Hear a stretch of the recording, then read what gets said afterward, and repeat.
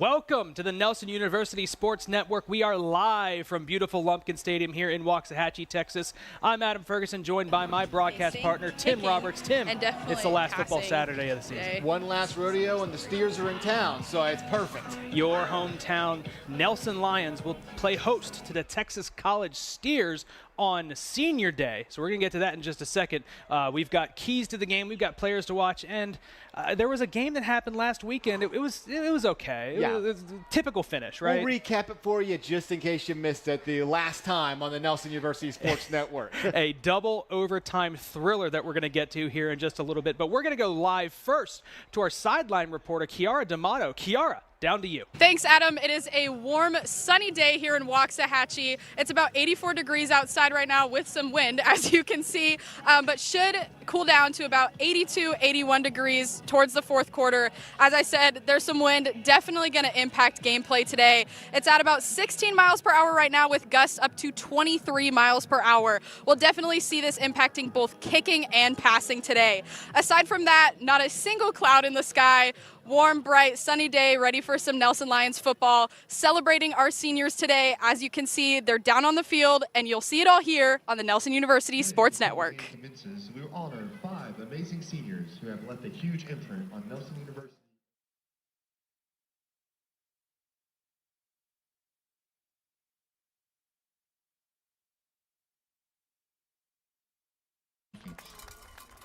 His leadership, toughness, and consistency have shaped the identity of this unit. In the classroom and on the field, his work ethic has earned him well-deserved praise. Jonathan's commitment to growing in every area of life sets him up for continued success long after Nelson.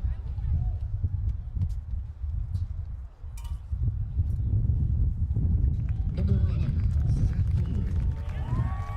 Known for dodge, dropping catches, and unmatched dedication, Zach Fuller has been a standout throughout his Lions career.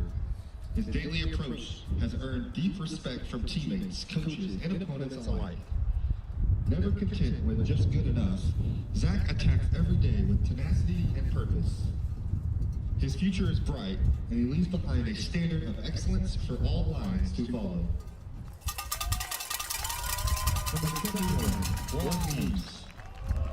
Juan Eves' versatility and selfless spirit have made him an invaluable part of the Lions program. His growth has been remarkable, contributing at multiple positions and always doing what the team needed. A standout student currently pursuing graduate studies, Juan embodies what it means to be a true student athlete. His impact on and off the field will be missed. Number 92, Sam Bowker. Sam Bowker defines what it means to be team first. Whether lined up at fullback or defensive line, Sam always embraced his assignment with enthusiasm and a smile. Though this season brought adversity through injury, his commitment to his teammates never wavered. His perseverance and loyalty have left a lasting imprint on Nelson football.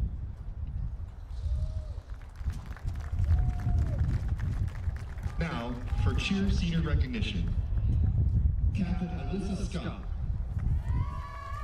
Alyssa Scott, a senior major in accounting, has led with spirit, steadiness, and pride. She has represented Nelson cheer with excellence and has been a cornerstone of the game day atmosphere. She is accompanied today by her father, Michael Scott. Let's give a big round of applause for these amazing seniors.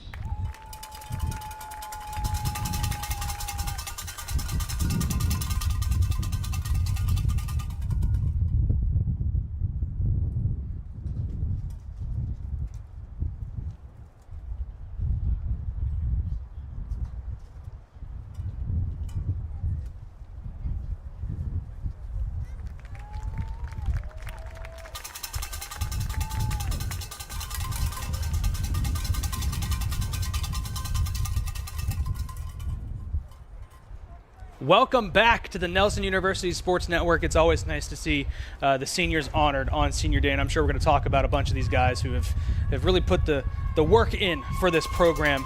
We appreciate all of the seniors who were honored today. Always fun to see, Tim. Yeah, always great to have that one last chance to walk, even if you haven't had a chance to play much this year, like they said, because of some injuries. But also some guys have a chance, we'll talk about it in a second, to show out big for Senior Day. Nothing like putting together some big stats in your last day. Hey, we've seen some wacky stuff. Guys scoring touchdowns their last day. Who played defense. It always gets fun towards the end of the day. Absolutely. Well, we mentioned it earlier. The Texas Steers from Tyler, Texas, on the road here in Waxahachie to take on the Nelson Lions. Tim, Texas College, the Steers, kind of a down year this year. They've only gotten a couple wins, but they've played close. What do they have to do to walk away with a win today? Yeah, obviously been a tough year after last year's 8-3 breakout. They're 1-8 this year, but they got their last win last week. First win last week. So somebody's ending this year on a 2-game win streak. So let's talk about what they got to do. First of all, they got to come out here and steal 6 points. It's been a down year. However, they are second in the entire NAIA in defensive touchdowns with 5 total. We saw the Lions throw a pick 6 last week. So take a pick 6, move that to 6 or 7. You'll be looking good today. Second, break the bad combo. On the bad side of things, they are one of the worst teams in the nation on third down conversions at just 25%. And they are the worst team in the nation at punt yardage, averaging around 26 yards a punt. So when you don't convert on third down and you have a short punt, you're always going to be losing that field position battle. You got to find a way to break one of those 2 things today. Probably the third down thing is far more important than the punt. Lastly, meet at the quarterback. They are an aggressive team. They are number 13 in the nation with 26 sacks on the season. They had 7 total sacks last week on the win. So do not give Judah Holtzclaw time to play in the backfield. We know what he can do when he gets running, especially when he has time to set his feet. So come after him all day. Get those numbers even higher, moving to the top 10 to end the year out. And it's been one of those things that we've seen this year. Holtzclaw has been running for his life in the backfield. So keep an eye out for that defensive front for the Steers. Well, we're going to get to Nelson here in just a second, but let's talk about last week. We mentioned it a little bit earlier, and I think that we've been doing this together for a long time, almost 10 years at this point. Last week was the most fun that I've had calling a football game, that 52-50 double overtime thriller here in Waxahachie. I mean, does it get any better than that? It does not. Playing for that long, almost 4 hours long, double overtime, lead changes, huge rallies, going to overtime, going back and forth, coming down to the 2-point conversion attempt. I think we said it a number of times, I've never seen this happen before. Right, we had so many crazy things, blocked extra points. You see some highlights here. It was just one big play after another. Judah Holtzclaw, can't say enough about what he did in that game, leading drive after drive. Both teams in overtime, scoring on 4th down to keep it alive. Langston had to fight all night long on 4th down. It was, simply put, one of the best games we've ever covered here, undoubtedly. The fact that it was homecoming just made it so much sweeter. It just had a different feel to it, that game did. And I think that I got my voice back yesterday. I was feeling it on Wednesday. I was telling folks at work, hey, I'm just kind of talking like this. I was yelling for 4 hours straight after hanging out at the tailgate for 3 hours beforehand, absolutely. talking with friends. So I talked for about 7.5 straight hours on Saturday, and I felt it. I think these guys felt it a little bit more on Sunday morning, but I felt it a bit too. We got to... Commentating can be a full contact sport to some degree. So. I mean, hey, I'm not going to go that far, but what a game, what a fun watch. And, of course, it all capped off with the 2-point conversion in second overtime. Just call it what it is. It was a walk-off by Holtzclaw. He scores, the teams walk off the field, a little chippy at the end, but hey, you know what? Emotions driving high, and you got 102 combined points. It's going to get like that. Just all-around fun atmosphere. It's one of those games that when I'm missing football come March, I'll probably throw that on in the background on the Nelson University Sports Network YouTube channel and just watch that one back a time or two. Absolute thriller last weekend, and I don't want to say let's hope for another one today because, as Nelson grads, we want to see what we see out of Nelson. We want easy games, but hey, if you're going to have to call one, it's going to be it's good that it was a fun one. Yeah. Let's move on to this week. Let's talk about Nelson and their keys to the game to walk away with a win today. The first is maintain the momentum. We just talked about it. A huge win on homecoming. You don't have anything to play for of substance this season. Get momentum. Going into next year, end the season on a high note, little winning streak, take that into next year, 2026. Secondly, a lot of penalties last week. Clean it up. We talk about it. You mentioned it. During the play penalties, holdings, defensive penalties, it happens in the heat of the moment. The 15-yarders and the pre-snap penalties, those are the ones that drive coaches crazy. We had a lot of that last week. Clean it up. you can't be having 15 yards at a time, giving that to the Steers. And lastly, stay consistent. I know that's pretty broad, but we saw the offense play really well last week, and it fell off a cliff. It kind of died after halftime. And then your defense played well, and then after halftime in the second half, they gave up a lot of yards and a lot of points. If you can figure a way out to get that formula to work together, you're looking at a pretty good football team led by a pretty good quarterback in Judah Holtzclaw. Find some consistency, start cooking, and see what you can come away with here against Texas College. Now, moving on to the guys who are going to execute these keys. Tim, lead us off with the Steers. Start with quarterback Broderick Brown, making his first start last week, gets the win, throws for over 380 yards, had a touchdown, 32 yards rushing, and 2 touchdowns on the ground. So absolutely great day. Not much else to say about him because he's fresh coming into the game. Absolutely. So we'll watch today, see what he emerges, and see if he can pull off his second win of the season. How about this? Linebackers Dylan Dubois and Cam Hoyt, each of them had 2 sacks last week. So anytime you got 2 guys combining for 4, that can be a huge difference maker. Watching them be going, again, after Judah all day long. Last, how about wide receiver Tylen Crochet? 133 yards receiving last week. Had a solid year across the board as their lead receiver. Moving on to Nelson and this side of thing, I wanted to go and cover all 3 phases of the game. We don't really get to talk about special teams that much, and we'll talk about that here in a second. But quarterback, we're going to talk about Judah Holtzclaw. Played the game of his career last weekend. He finally got that touchdown interception ratio positive as of last weekend. So let's see if he can keep it going, ride that momentum we talked about here just a little bit ago into next year, and maybe 2026 is a Nelson football team that is a little bit dangerous. And then moving on to the defensive side of the thing, we called this guy's name a lot last week. Jonathan Bloom is a thumper. He is everywhere. Everywhere he needs to be, he's there. Right place, right time, making plays, tackles for losses, pass coverage. Wherever you need him to be, just look for the dreads, and he's there. Jonathan Bloom is an absolute force on this defense. And then lastly, special teams. We got to talk up my guy, Cade Whitehead, freshman kicker, all-conference high school kicker, finds his way here to Waxahachie. And Tim, we've seen him in warm-ups. He's not gotten really the opportunity to do it this year. We've seen him boom it from 50, 55-plus in warm-ups. I want to see it this week. I want to see him get the leg out there, get it going, see what we can see with Cade Whitehead. It's going to be a fun one to watch.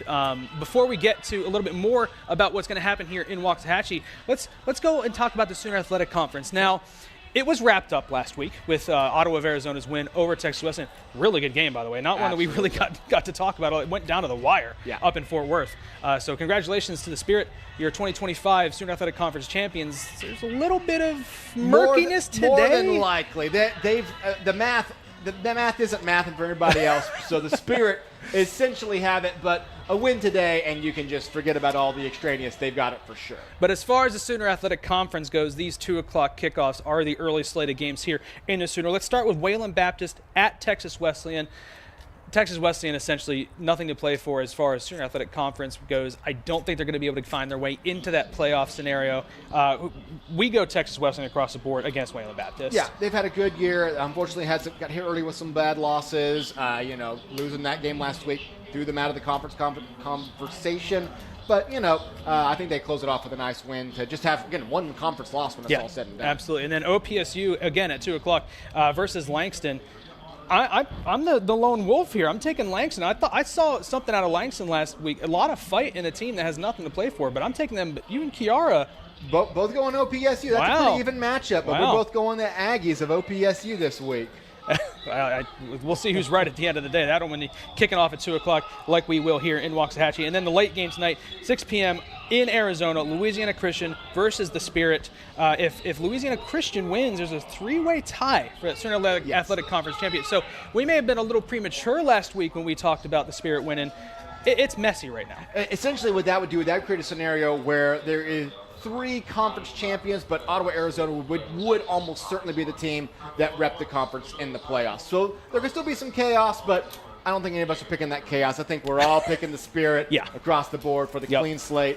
Their defense has been so great all year. I mean, Luke Sharon leading the way. I think they've got this wrapped up. No chaos in the last week of a conference that likes to beat each other up and cause chaos. Knock on wood. Mine's made out of plastic. Yours is made out of wood. Knock on wood. The chaos could still emerge. It always finds a way to when we don't expect it. And lastly, here in Waxahachie on Senior Day, Texas College versus Nelson. Kickoff coming up here in just a couple of minutes. Nelson leads this series 12-5.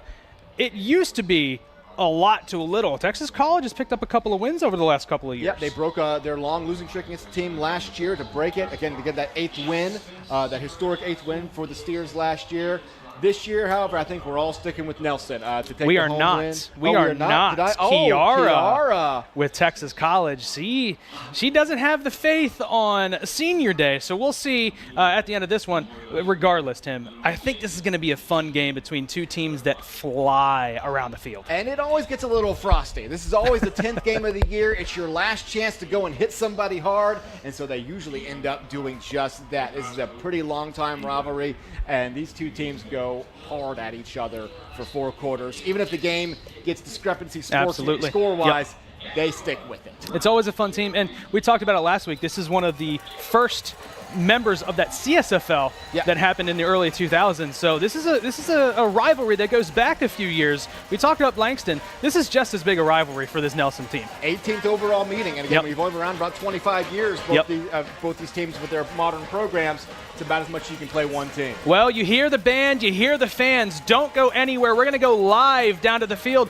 for the opening festivities. Steers versus Lions right here on the Nelson University Sports Network.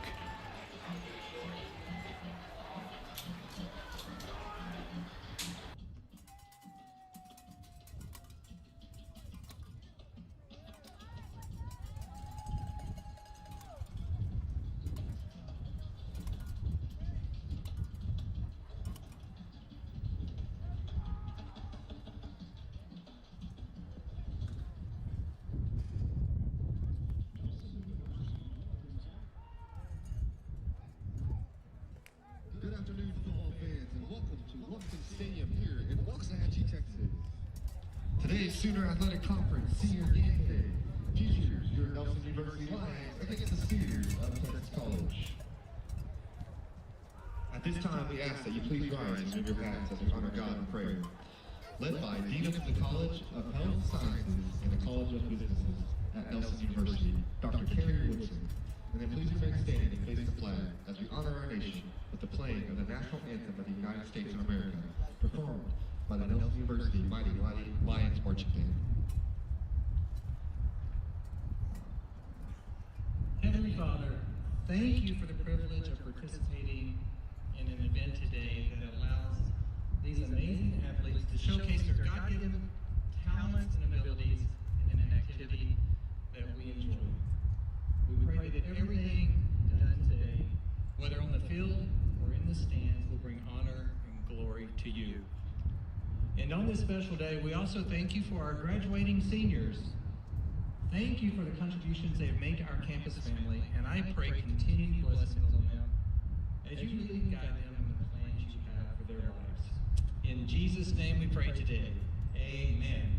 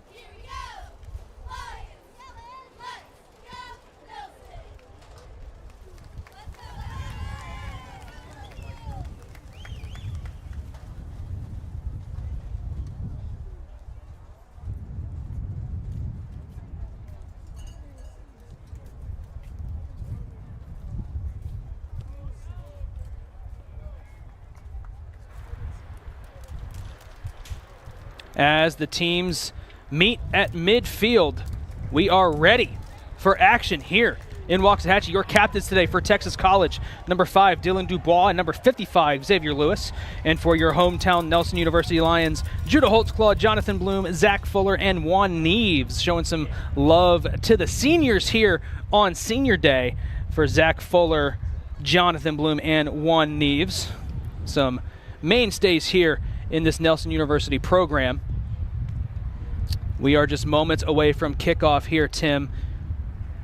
Another year, almost at the end here on the Nelson University Sports Network. It's flown by, hasn't it? I guess it helps that we were off for a month. Yeah. The fact that we missed all of October, with the schedule this year. But yeah, if you want time to just sift through the hourglass faster than you can imagine, call football games. Because, absolutely. August to November flies by. The season always feels a little too short. And I know probably Nelson's feeling that way right now as they've really started to put together on offense the last 2 weeks. Let's see if they make it 3 in a row. But you feel like, oh, man, if we had 4 or 5 more games right now, we think we'd probably take 3 or 4 of those. But they do get one last chance here.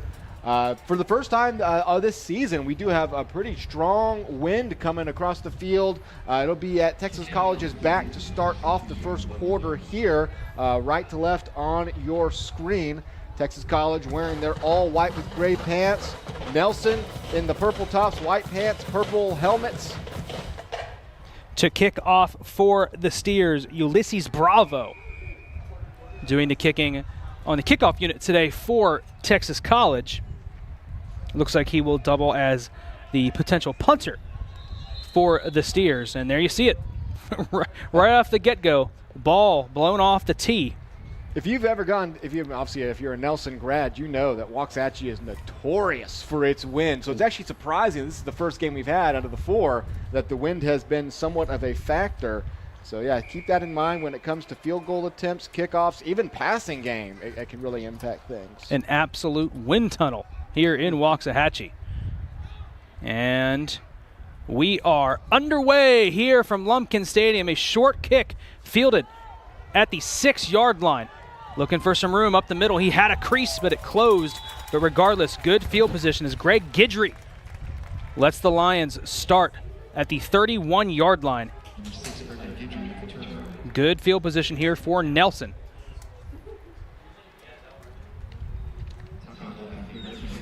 So here comes Judah Holtzclaw, again, coming off of his best game of his career as a Nelson Lion.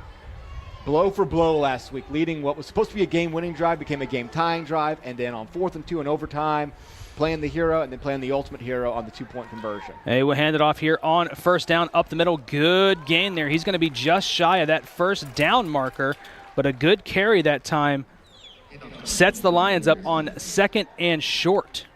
We saw the success attacking the middle and kind of between the tackles on the rushing attack last week, something they had not been able to do at any point during the season. The offensive line starting to win some assignments. Ladarius Evans on that first carry gets it again here on the pitch out of the backfield, and he's going to go nowhere. No gain there on 2nd and 1. Brings up 3rd and 1. The first 3rd down here for either team on this first drive. Texas College does a good job of stringing them out on this one.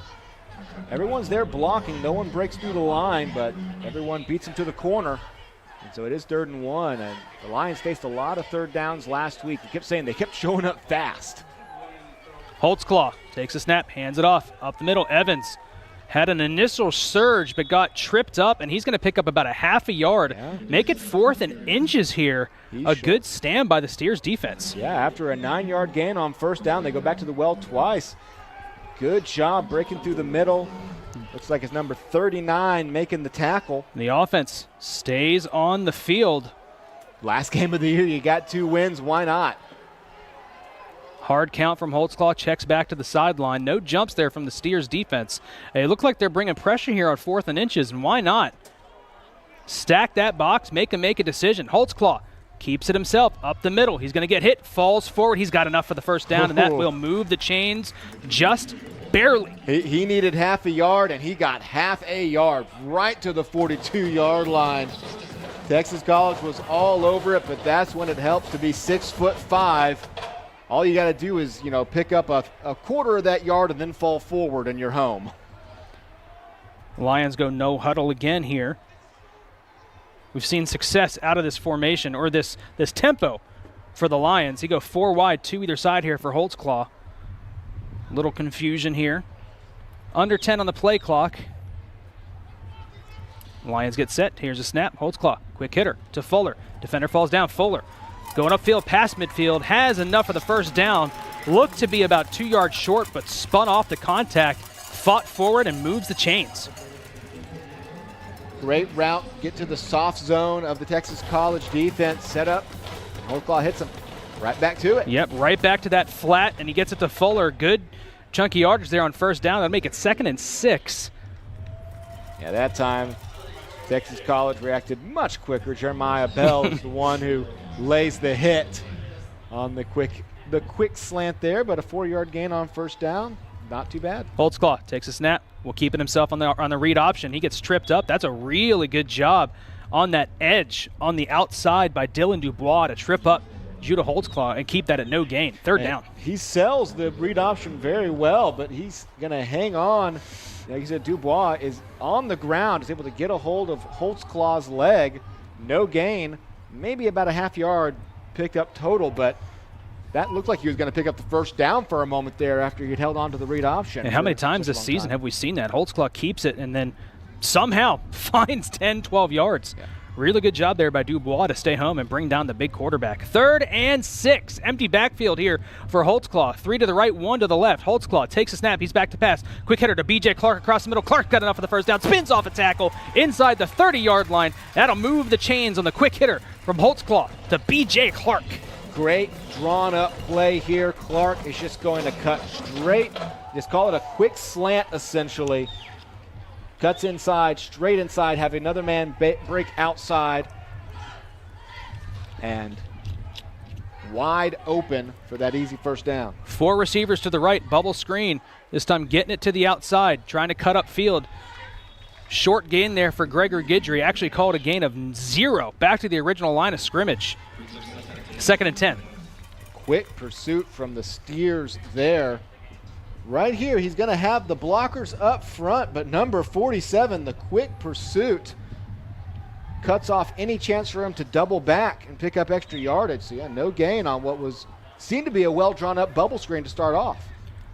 Interesting formation here. 4 receivers all to the left, kind of bunched up here. Empty backfield here for Holtzclaw. Takes a snap. He's back to pass. Holtzclaw surveying, getting across the middle of the field. It's brought in about a yard shy of that first down marker. He finds Fuller, and they're going to move the chains. I thought maybe he was short. Oh, wait, hang on. They do end up moving the chains. A little bit of indecisiveness there by the officiating crew, but he has the first down. First down, Nelson. Interesting formation, but I like the way they like the route tree out of that. They hit a lot of different places and still spread Texas College's defense out. Holtzclaw taking a shot to the end zone, overthrows his man, but a flag comes out. It's going to be pass interference on Texas College. One-on-one shot on the far side of your screen, and he took that shot. Almost delivered it, too. That's one of those that's only pass interference because it's such a well-thrown ball. Just missed it. Yeah, that was a fantastic throw to almost get it home. That's one of those, if it's misthrown in that situation, corner of the end zone, you're not going to draw the pass interference too often, but it was so well thrown, the defender was forced to. So it will be the full 15 yards, so it won't quite be spotted the foul, but 1st and goal at the 2 as the Lions have been clicking along on this first drive. 1st and goal from the 2-yard line. A good drive here. Almost 5.5 minutes gone here in the first quarter. Holtzclaw will hand it off up the middle, met quickly and brought down. No gain, maybe even a loss there on first down for Ladarius Evans. Anthony Ellis is the one who comes through and blows it up, but really there were 2 guys. So where Holtzclaw, with that read option, he didn't have a choice. He either had to hand it off and go for a loss or try to hang on to it himself and be a few yards further back. A loss of 1. Texas College has done a good job of winning these first downs. Nelson so far has been able to overcome with 3rd and 4th down conversions. 2nd and goal from the 3. Holtzclaw takes the snap. He's going to keep it himself. QB power up the middle, hits the pile, keeps the feet moving. Pile moves into the end zone. Touchdown, Holtzclaw does it himself on the ground from 3 yards out, and that'll put Nelson up 6-0, pending the extra point, 7-0 to start this senior day final home game of the season. Back to that well. Everybody blocks well up front. Send the running backs the lead blocker, and at that point, you're playing rugby for 2 yards. Very reminiscent of the game-winning 2-point conversion last week. Put the ball in your 6'5" quarterback's hands, who has proven he can be a very dangerous rusher. And Nelson scores on their first drive. Cade Whitehead on for the extra point. And we get a stoppage. Oh, there's a challenge flag down on the field from Texas College and head coach Jarrell Jackson. Looks like they don't think Judah Holtzclaw was in on that touchdown. So we had our first replay reviews last week. We had quite a few replay reviews last week. 3 different reviews, 2 for targeting, 1 uniquely to find out where the ball was supposed to have been because they accidentally ruled a change of possession. It was a whole thing. Like I said, a lot of stuff happened in that 4-hour-long football game. Texas College is challenging the result of the play of a touchdown. The play will be reviewed. And I can tell you, even in the National Football League, these spots are nearly impossible to overturn, especially when you've got a rugby scrum like this. A reminder, the referees will not be looking at our angles. They have their own proprietary angles based in the end zone to look at. And I don't even see Judah Holtzclaw in there. I see a whole pile of guys going in. I can't imagine. Now, honestly, that might be a situation where that camera in the back of the end zone could have a better vantage point than we have. But I don't foresee there being indisputable video evidence on this one. But hey, we had our first review last week. This is our first official challenge. Absolutely, yeah, absolutely. And it's important to remember that the call on the field was a touchdown. So they will have to see evidence to prove otherwise. But let's take a look into some of the action from around the country here in the NAIA. A lot of conferences wrapped up last week, but it's not over. It is a long season, and there you see the scores on the left. You've got Campbellsville, Georgetown, 14-6 in that one at the lower left-hand corner of your screen. Dort and Morningside, 20-14 Morningside over Dort right now, just shy of halftime. That is an interesting one, Tim. Walk us through what happens as a result of that game. Well, the winner takes the GPAC title, and both of those teams are names we know. They are well established.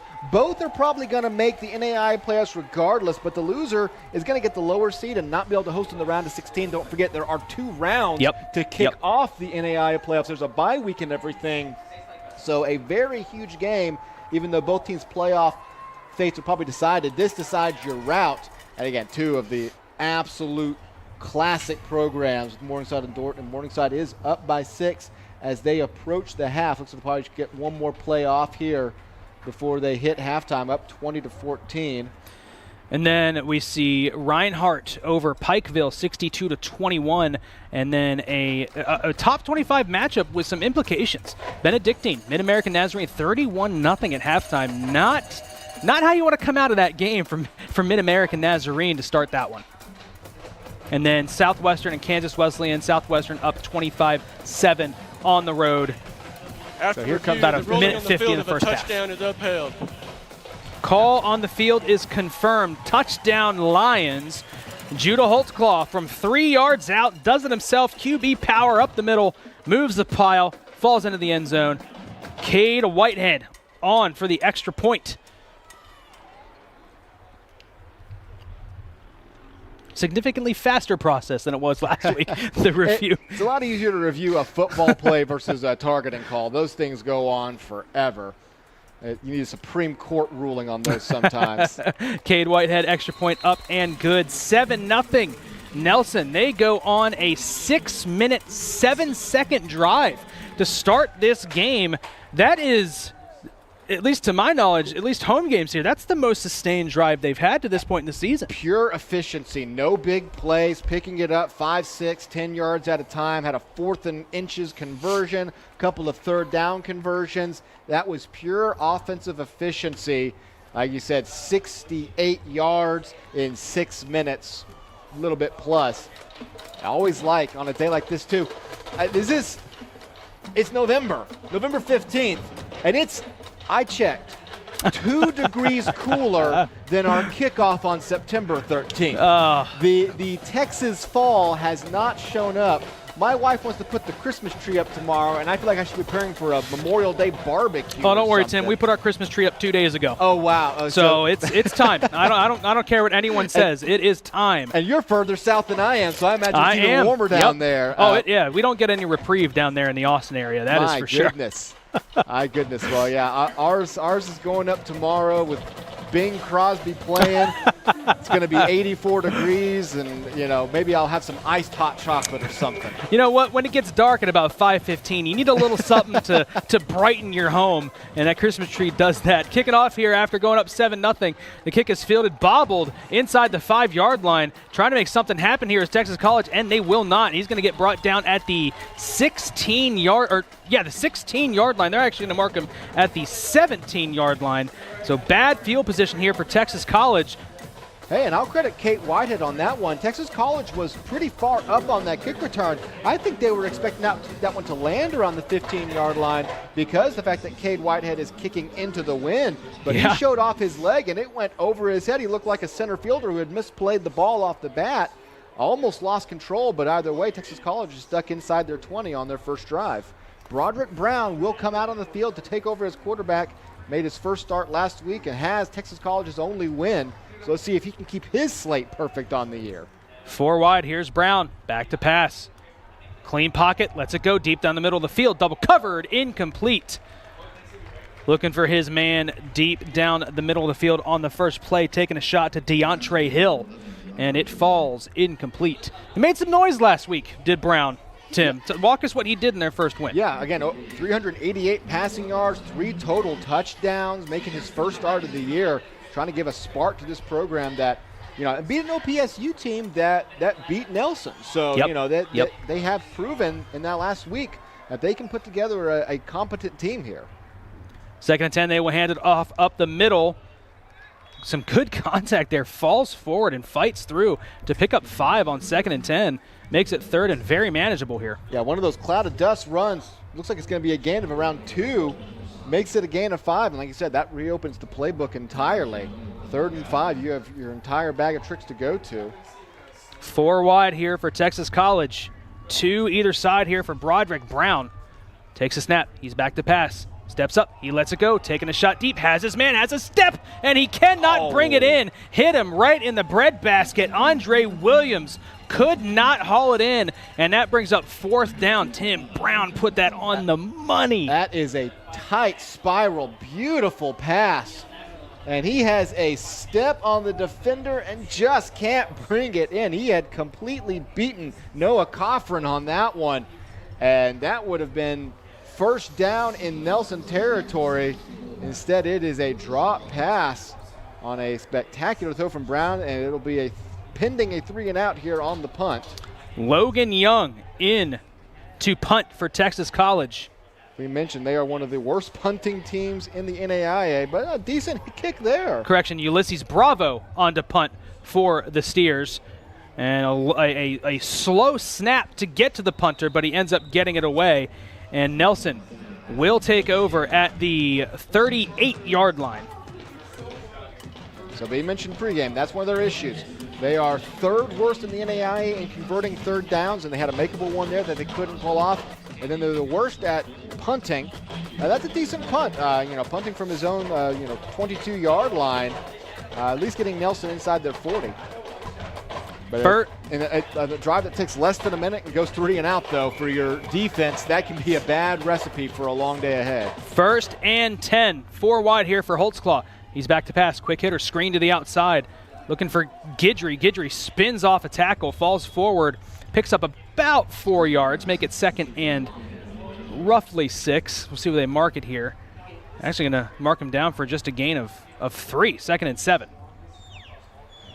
Yeah, and that's the problem with that screen is he picks up 6 yards, but he's catching it 3 yards behind the line of scrimmage. You have to fight a lot. It's almost a running play at that point when you're getting the ball that far behind the line of scrimmage. Speaking of running play, Holtzclaw will hand it off here on second down, picks up 1 on the carry. And I do believe that was Dylan Dubois again in on the tackle. He made the initial contact. And yeah, maybe picked up 1 yard. And it is Dubois who meets him hard and knocks him to the outside. So another third down for the Lions.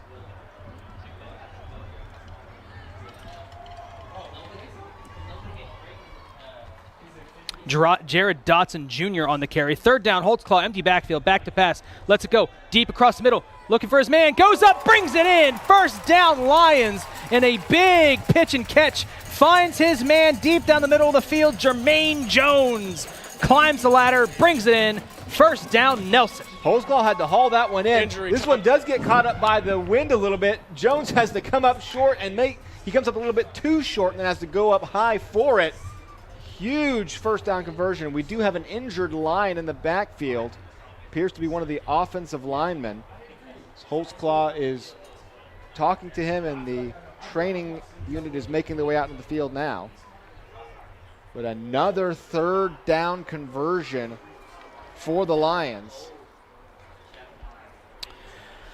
While we await the injured Lion down on the field, let's have a live look in here. Georgetown 21-6 over Campbellsville. Currently, just under 5 minutes gone in the third quarter in that matchup. A lot of implications here, especially when we get these top 25 matchups. Tim, walk us through what happens as a result of the Georgetown-Campbellsville. Looking to be an upset right now. Yeah, and this is one of those real tricky ones. We look at the Mid-South Conference. You've got a lot of teams in play. Campbellsville would win with a victory. Both are projected to go in, but you could have a 4-way tie in that conference if things go wrong. So at the moment, Campbellsville is the one who would win outright with a victory. They're the ones who are down 15 in the third quarter, so pending chaos in the Mid-South Conference here. Who doesn't love a little chaos? The last 2 weeks in the NAIA are just always so spectacular. The automatic bids, the play-in tournament that you have essentially now in the first round, real expanded playoff seeding. They figured it out in the NAIA. They're getting there in the NCAA. They'll figure it out one of these days exactly how to fairly adjudicate a champion. But, as you can see on our feed here, if you want to make yourself known, give a shout out to one of your favorite players in our YouTube, Facebook, or Twitch chats. Give him a shout. We'll put it up on the screen. We see a lot of love for Zach Fuller. We see a lot of love for number 75. Let's get a name on number 75. That is Jose Reyna with a shout out. And we got shout outs all over the place. We got Oscar Gonzalez with one. A shout out for Parker. You love to see it. We want to feature the family and loved ones of the players that, quite honestly, the blood, sweat, and tears on this field. And we want to make sure that you show the love, and we want to show it back for you, including one of our seniors, Juan Neems. Unfortunately, I believe it is Jose Reyna who is leaving the field slowly with the assistance of 2 other teammates getting to that tent. So we'll get checked in on that soon. On first down, Holtzclaw behind Guidry. Couldn't find him on the quick hitter, and it falls incomplete. 2nd and 10 incoming. Bit off target. That might be the worst throw we've seen Judah Holtzclaw have in 2 weeks. He's been nothing but money for quite some time. 2nd and 10 incoming. The play marker. Oh, there, updated. It did say first down, but it was second down. Here's 2nd and 10. Holtzclaw will keep it himself up the middle. The fake handoff to Guidry, and he ends up picking about 2, make it 3rd and long here. And this is really the first 3rd and long we've seen so far here today on an offense that has been very efficient. Yeah, they've done a good job of being those mid situations. Just to make it a little bit more tricky. How about some motion before the snap? Haven't seen a lot of pre-snap motion this year. Texas College did not bite on it though, and this is an interesting situation. This would be a decent field goal attempt. It'd be kind of hard to pull up, especially with the wind. Be 40 yards right now if you don't pick up extra yardage or the first down. Holtzclaw, and we get a flag here. Make it 45. right before the snap, and looks like they're going to move him back 5. False start, number 58, offense. 5-yard penalty, 3rd down. That is the problem when you do run motion. A lot more things can happen. It messes up the timing a little bit if the receiver doesn't, make his cut at the right time to get cutting back across the field. So now 3rd and 13, 3rd and long. And interesting enough, this actually probably makes it a little bit easier decision on whether or not you go for it on 4th down, because you're definitely out of field goal range now with the wind where it is. 3rd and 13, Holtzclaw back to pass, gets it out into the flat, has his man trying to set up the screen, and it is blown up by this Steers defense, and they tackle him down for a loss, and that brings up 4th and very long. It looks like the offense is walking towards the sideline. We'll see. Judah Holtzclaw staying on the field. Ball's at the 29. It's a weird situation. You're way too close to punt. It'd be too long a field goal with the solid wind going from right to left across your screen. Well, it's a good thing we got a quarterback with a boot, Tim. We've seen a couple of times Judah Holtzclaw step back there and kick it himself. But I guess if he can, coffin corner this inside the 5, although, they're going to have to use a timeout. It took too long to decide. So, yeah, this is an interesting situation. Timeout, Nelson. Their first what you wanted to have happen. A couple unsuccessful plays, that 5-yard penalty. Have you here on this 4th and long. I'm not sure that I don't just go for it here. I mean, how big of a difference is, maybe even say 10 or 15 yards versus the chance to pick it up. Ball at the 29-yard line isn't good field position by any means, unless you're really confident that Judah can back him off and coffin corner that thing inside the 5. If it happens to go in the end zone, you've netted 9 yards on the punt. The coming out on 4th down, the defense was spread out like it was a legitimate defensive formation. There was nobody back to return a potential kick. I'm not sure they know that maybe Judah Holtzclaw can do what he can do. So we'll see what they come out here on 4th down. But we have seen it. I would say every home game we've called so far, we've seen Judah Holtzclaw back there and end up punting it at least once a game. So we'll see here. Is this the pooch punt, or are they going to try to pick up 15 yards here on 4th and 14? 4th and 14. Here's Holtzclaw. Holtzclaw. Hard count. Tries to get the Steers to jump. Checks back to the sideline. The Steers, they move up in their defensive formation. Zach Fuller getting pressed there on the bottom, and they back up. Holtzclaw back to pass on 4th down. Rolling out to his right. Looking downfield. He lets it go, looking for his man. It is brought in by Guidry, but he is well short of that 1st down marker. He's only short by a yard. Oh, that was awfully. Oh, you're right. That is close. I thought he was another 2. No, he was. How tough is that on 4th and 14?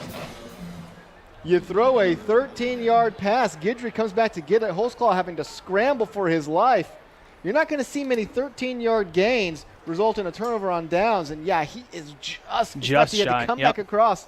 Now, the good news is that essentially serves as a 13-yard punt there. The turnover on downs, bizarrely, probably is the exact same thing if you had gone back and pooch punted it. So going in the wrong direction, though, a pre-snap penalty, and anytime you have negative or no gain plays, you're going to stall out in a hurry. So a promising Lions drive results in a turnover on downs. Texas College take over at their 16. Back to pass. Lets it go. Incomplete. And Brown had 2 Lions right in his face there. Had to thread the needle just to get the ball out to his receiver, and there was nothing doing there.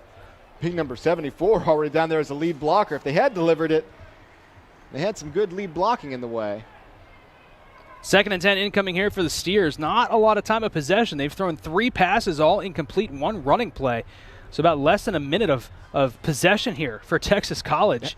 Even that last Nelson drive, no points, but 3 minutes off the clock. 2nd and 10 incoming. Nelson brings pressure. They're going to get there, stuff the run. No gain on 1st down. And Texas College faces another 3rd and long here, deep in their own territory. This is one of those situations where the pile does not move. There was nowhere to go. He hit 4 purple jerseys right up the gut. 3rd and 10. Texas College, 4 wide, 2 either side here for Broderick Brown. Takes a snap. He is back to pass. Scrambles, rolling out to his left. Sets his feet, pumps. Oh, beautiful move. Brown now across the field. Oh, He's wow. got a lot of green in front of him. Look at him move. Broderick Brown running the length of the field and a half to pick up the first down and then some for Texas College. What a play. The dynamic skill set of Broderick Brown. That is going to be nearly a 20-yard run. This play is completely busted. He had a receiver right here for a second he could have thrown it to. And then right here, because he had crashed so far down, the entire right side of the field had opened up. And so on 3rd and 10, Brown goes for 18 yards. Brown hands it off on first down. He picks up. Make it 2nd and 8. Pardon me, 22-yard run on 3rd down. Wow, that was a fantastic run. You see how he was able to put together a win last week, and that was a big 3rd down conversion there because they were going to be looking at giving Nelson solid field position on that punt. D'Amico Barnes with the carry on first down. 2nd and 8 incoming for Brown. 3 wide to either side, and that's going to be a false start against the Steers. Make it 2nd and 13 here for Texas College. False start, number 74 offense. 5-yard penalties, 2nd down.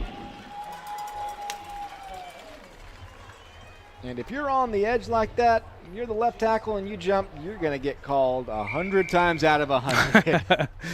Easy to see that one. You are the most watched guy on the field pre-snap. 2nd and 13, Brown back to pass. He's going to roll out to his left again. Moving, he's going to huck it deep. A wobbler in the air, and it is incomplete, almost intercepted. 2 Lions had a shot at it. An ill-advised throw from Broderick Brown, but it's going to do no harm as it falls incomplete. And another down to Lion defender. Here is 2 guys went up for it. None came down with it. And the Steers are fortunate that that did not result in a turnover. Unfortunately, another hurt Lion at the end of this one. As Brown heaves another one. He has got a cannon for an arm. You see here, looks like landing hard, maybe on his back. Might have had a little bit of a head situation there too. Amin White had his hands on it. Noah Cochran looks like he's the one who's down on the ground.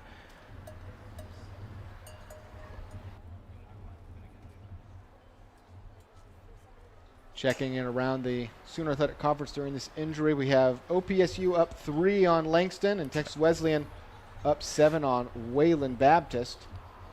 And we just saw a quick sneak peek there. A 28-6 ball game. They're out in Campbellsville. And you see the dropped interception by Amin White. Tough play.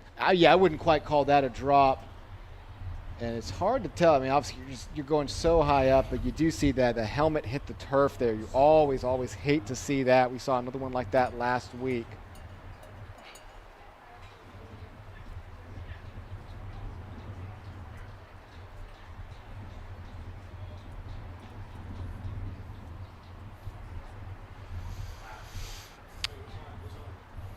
So Georgetown and Campbellsville, 27-6.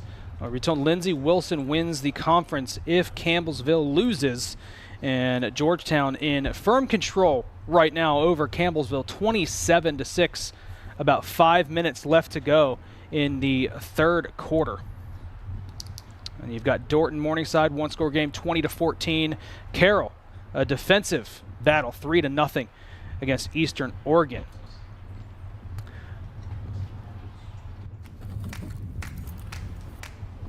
Don't go anywhere. We'll be back with the action here from Waxahachie right here on the Nelson University Sports Network. Your power is unstoppable. And with us cheering you on, there's no limit to where it can take you. Baylor Scott and White Health, the power to live better. Raising Cane's makes perfect chicken finger meals by marinating every chicken finger for 24 hours. That's a long time. I don't even know what I was doing 24 hours ago. But those mouth-watering chicken fingers were marinating the entire taste-tempting time. Impressive, since 24 hours is longer than most celebrity marriages. On that note, our chicken fingers, cane sauce, crinkle-cut fries, coleslaw, and Texas toast are the perfect marriage of fresh and tasty. Raising Cane's. one love. The value of champions of character across all institutions is a message that we can all get behind. The purpose behind Champions of Character is to have that student-athlete experience be one of growth. Men's basketball on campus, we make sure that we give back with a smile and with a purpose. Our goal as coaches is for our players to leave being better men, better husbands, better fathers, and better members in their community. NAIA is Champions of Character.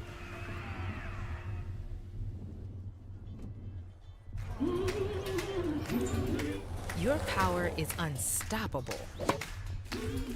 And with us cheering you on, there's no limit to where it can take you. Hi, I'm Heisman Trophy winner NFL Hall of Famer Tim Brown, and you are watching the Nelson University Sports Network. Welcome back to the Nelson University Sports Network. So a good sign up on his feet is Noah Cochran. It's always scary when a player is down and just you don't see any movement. But he is on his feet. He is being helped to the sideline.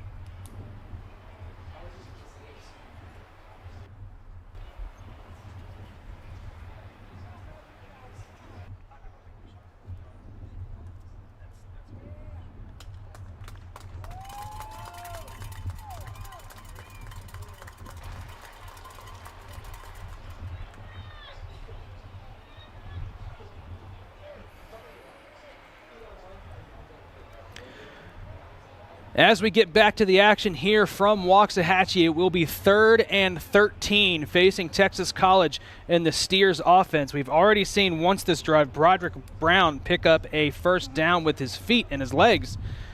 And he just took a deep shot downfield, fell incomplete. And thanks to a false start penalty on 2nd down, we find ourselves at 3rd and 13.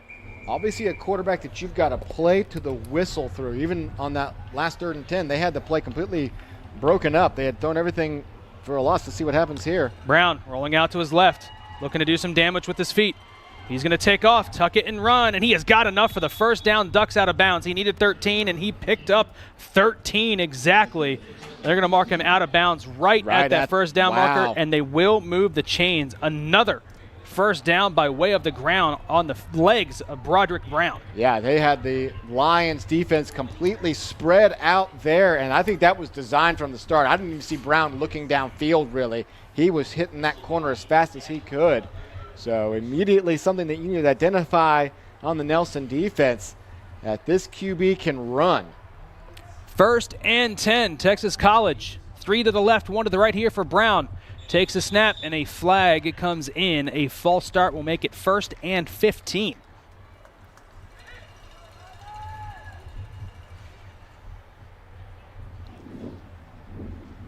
False start, offense, 5-yard penalty, first down. That'll move him back 5, 1st and 15 incoming here for Texas College. But Tim, so far this drive, these down and long distances have not been an issue for the Steers. And again, shocking when you consider that they are 25% on the season, 3rd down conversions. 2 huge, a 3rd and 10 and 3rd and 13 conversion on the same drive.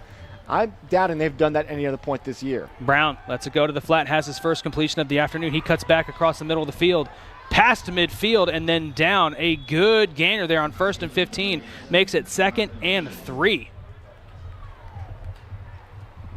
Had a lot of room to work with once he had a hold of this one.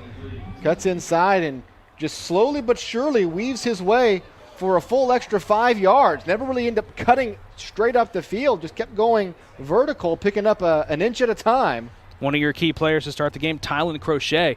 On 2nd down, Brown keeps it himself, dancing around in the backfield. He's going to get brought down, and he keeps his feet. Oh, no. And he's still dancing around, throws it away. That's going to be intentional grounding as it didn't get back to the line of scrimmage. That is an unbelievable effort from Broderick Brown. It should be intentional grounding. Yes, it looks the like flag it is. did come out, yes.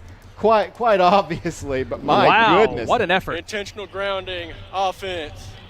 The ball will be placed at the spot of the foul. It's a loss of down.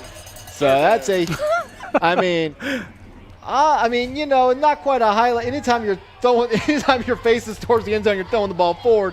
inadvisable.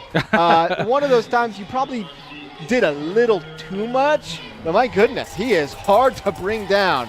3rd and 25 now after the 22-yard intentional grounding penalty takes away really good down and distance and in Nelson territory.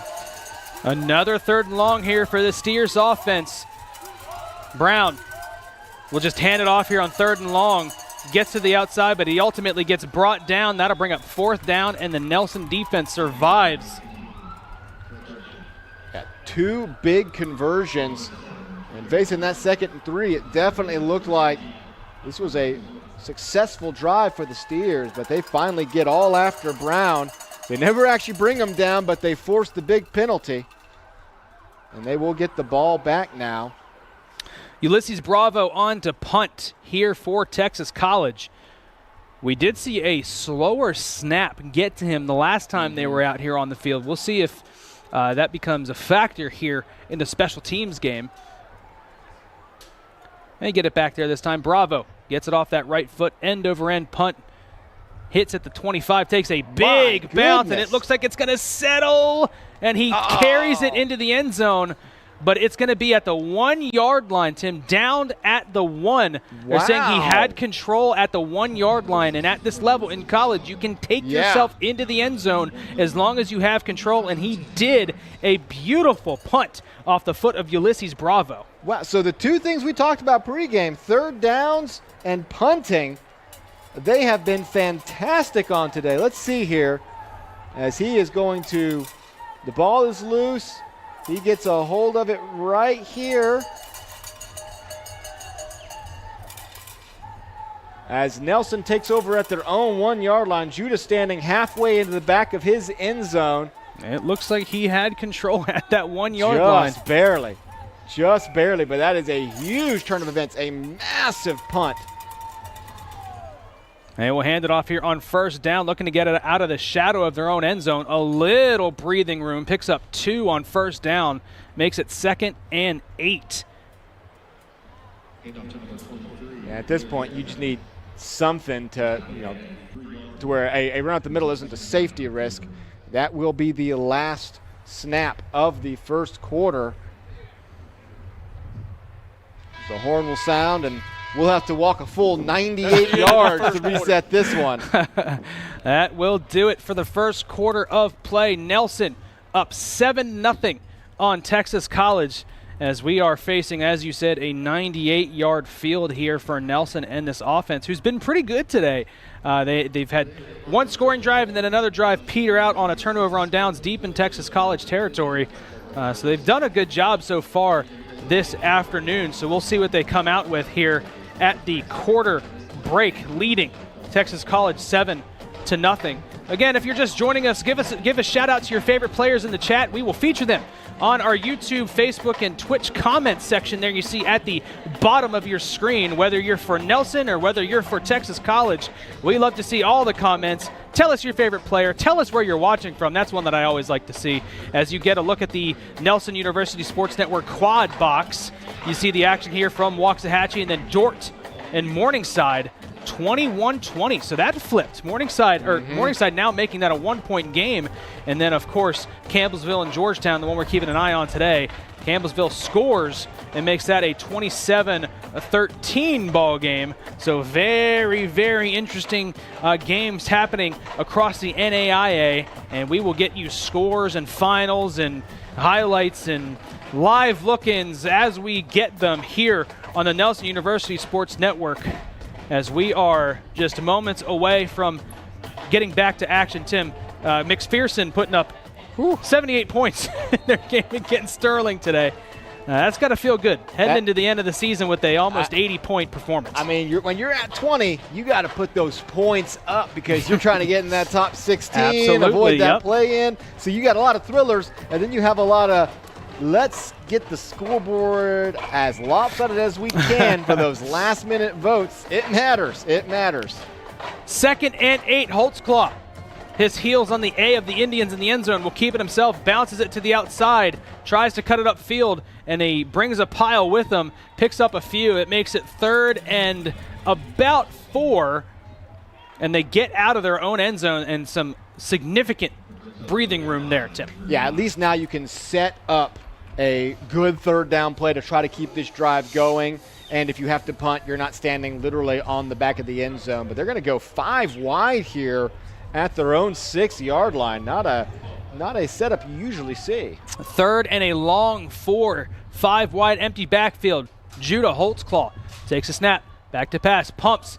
He's going to take off upfield. He's brought down. A really good job by Texas College to keep Holtzclaw contained, and Novian Webb, big 99, making the play for Texas College. Will bring up 4th and 2. That's huge, because right here I thought he had it for sure. But like you said, Novian Webb, big number 96, reaches out while being blocked and drags Holtzclaw to the ground. He saw the lane, and I definitely thought when he took off that he was going to be able to pick up those 5 yards. Instead, it's going to be a 3 and out.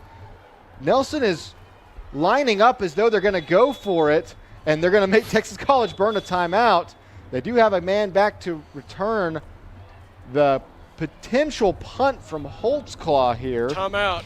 Correction, it was Victor Chapman the on the stop on 3rd down. So good job by, like you said, big number 96 making the play on Judah Holtzclaw. So obviously we have seen them dial this up a lot with Holtzclaw punting it away, but usually in a shorter situation across midfield or around the 40 or so. We'll see what they draw up here. I can't fathom that they would actually go for it on 4th and 2 at their own 9 in a 7-point game in the second quarter.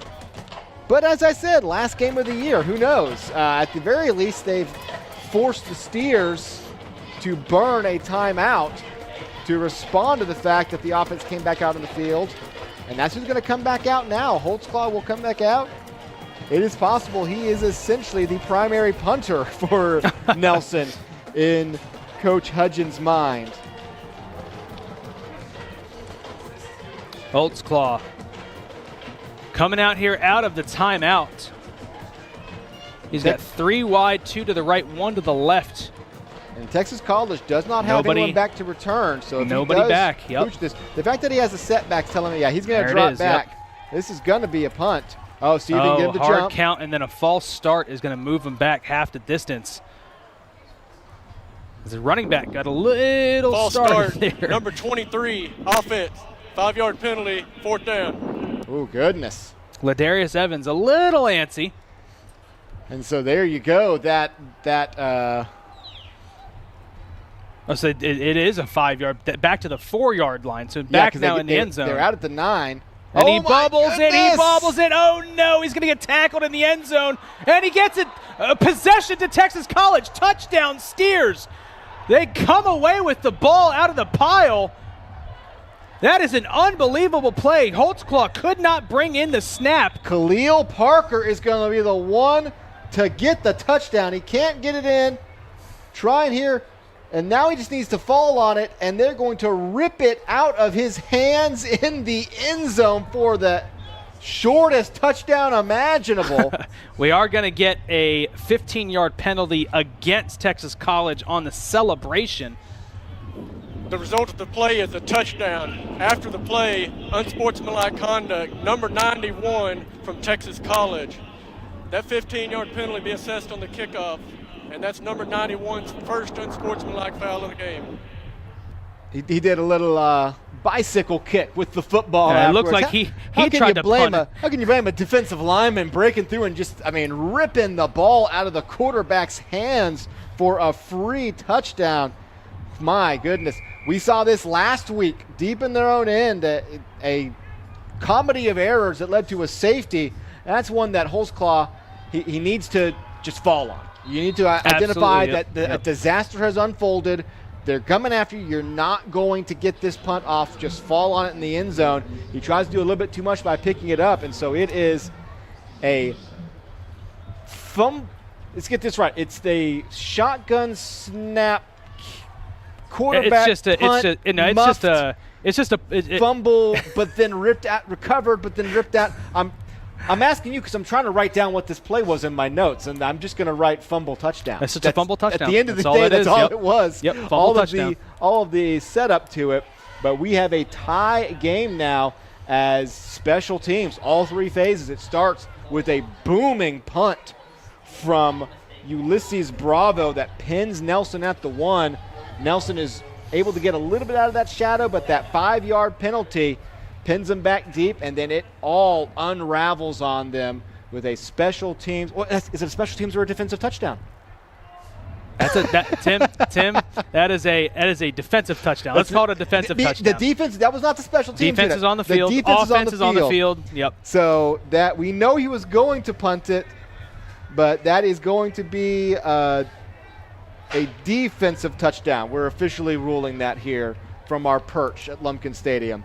And now, speaking of special teams, Texas College will be kicking off from their own 20 thanks to the 15-yard unsportsmanlike penalty. Ulysses Bravo, who set up the Texas College defense with a very good field position on his punt last time out, is doing the kicking, like you mentioned, from the 20-yard line. Thanks to the 15-yard penalty, is going to be a squib picked up at the 40. The up man taking a shot to the outside, trying to make something happen here. He gets brought down, but he is past midfield. Good field position here for Nelson. And that was a great job by Jeremiah Bell to chase him down. As for a moment there, it looked like there might be a little bit more daylight, so it will be great field position. But right about Offside, here, this is looking pretty dangerous. Number 24, dangerous. kicking team, 5-yard penalty added to the end of the play. It's 1st and 10. Oh, so 5 more. So Nelson will take over on the Texas College 40 on this drive. Looks like he was offsides on the kick. So from the 40, like you mentioned, now the wind at the back here for Nelson, it's in their favor. And they've got a good kicker, a good freshman kicker in Cade Whitehead. So we'll see what they try to do here. You think 10 yards, you're in field goal position. From the 40 of Texas College, here's Holtzclaw. 2 to the right, 1 to the left.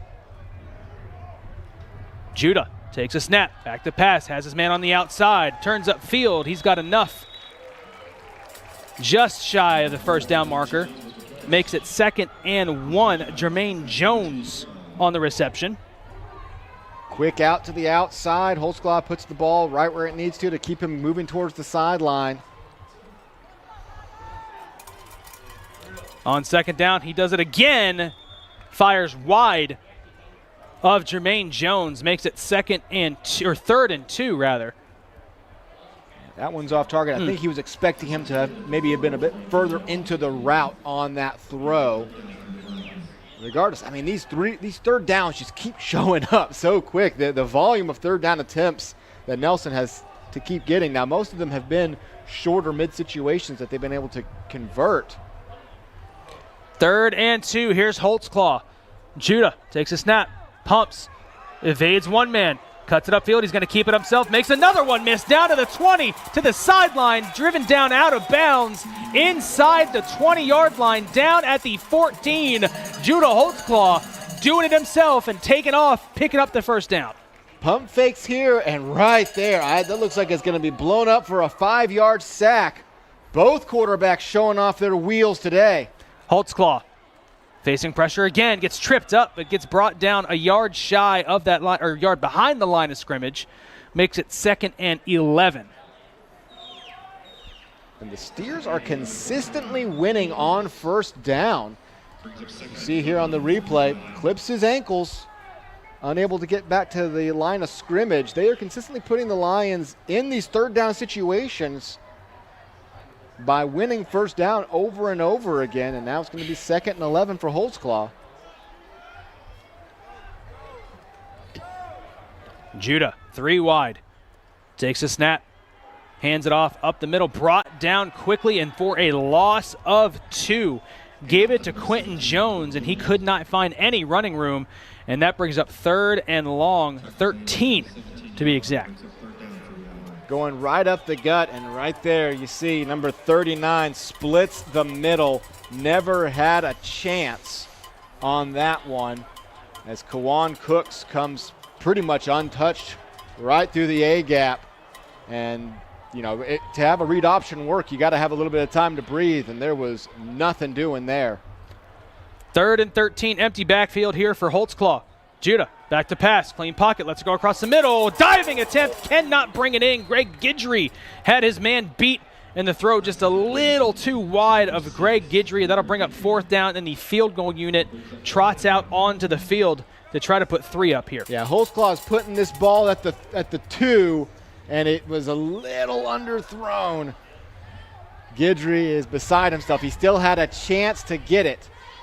So now it will be the field goal attempt. 30-yard field goal attempt here for Cade Whitehead. Wind at his back, middle of the field. And it is blocked. Texas College gets the block. I think he might have had a really good jump, too good of a jump, I think. The flag comes out. Now, it's not quite down on the field. I think the flag got caught in the official's hand and threw it backwards. there it is. One of the chain gang throws it out onto the field.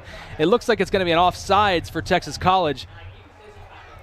But as it stands, a blocked field goal. Offside, number 23, defense.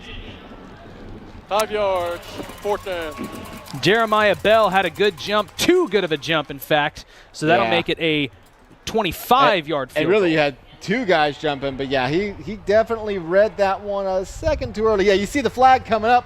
The wind catches it, and it goes behind him. So for a moment, nobody realized it. So now make it a 29-yard field goal attempt. 29 field goal attempt here for Cade Whitehead. Snap gets down, the kick is up, and it is good. 10-7. Nelson leads now over Texas College. Not a terrible drive from the Steers, though, considering that they were set up at the 40 to start. Holding them to a field goal is about as much as you could ask for. And we've got another live look in. Tim Kaiser, the number 2 team in the nation, currently down 14-7 to Warner down in Florida. About a 4:45 left to go in the first half. That is upset alert. I know it's early, but hey, you can never count out any of these schools across the NAIA, and that's what makes it so fun. Any given Saturday, really anybody can make some noise. Meanwhile, and it is Dordt fun to has watch. moved to an 8-point lead over Morningside late in the 4th quarter, meanwhile, looks like Georgetown has run away with this one in the 4th, up 34-13.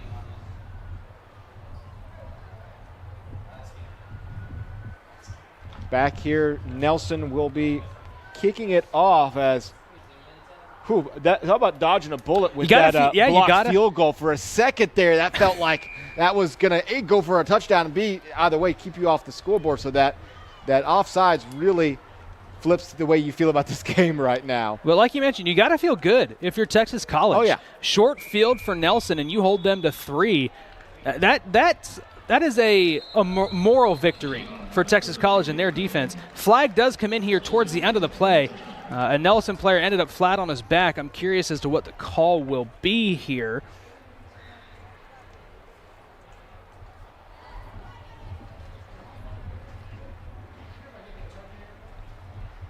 We have had no shortage of flags these last 2 weeks. After the play was over, personal foul, late hit, number 29, 15-yard penalty, 1st down. I also set the ball at the we have more. The foul is against Texas College.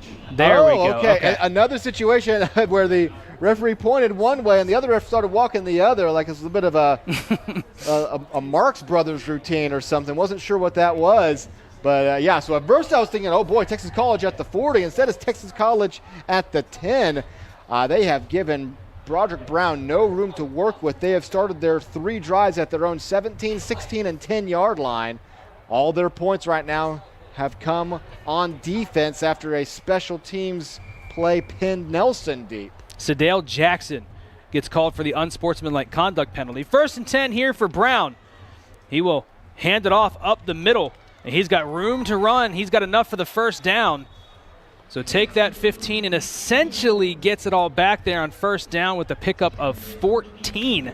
Yeah, Barnes is going to find a little gap here. They have not found any room to run up the middle. Finally finds his gap right there. And then once he gets some speed, he is hard to bring down. He just walked through that lane And a solid gain on first down to move the chains and, again, get Texas College back where they should be before that 15-yard penalty. 1st and 10. They hand it off again. Barnes looking for anything to happen there on the outside. Nothing doing. They're going to drop him for maybe a loss of about a half a yard. Brings up first and 10, second and 11.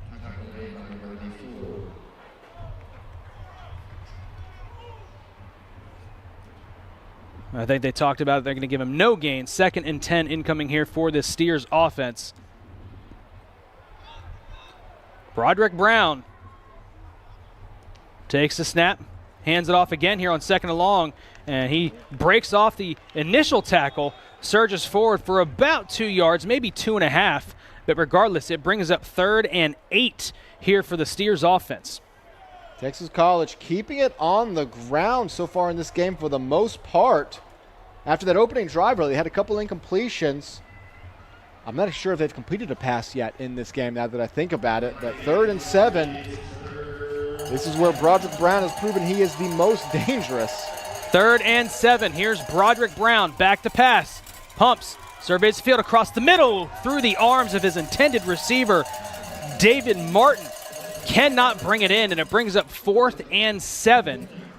And the punting unit out onto the field again here for Texas College, led by Ulysses Bravo.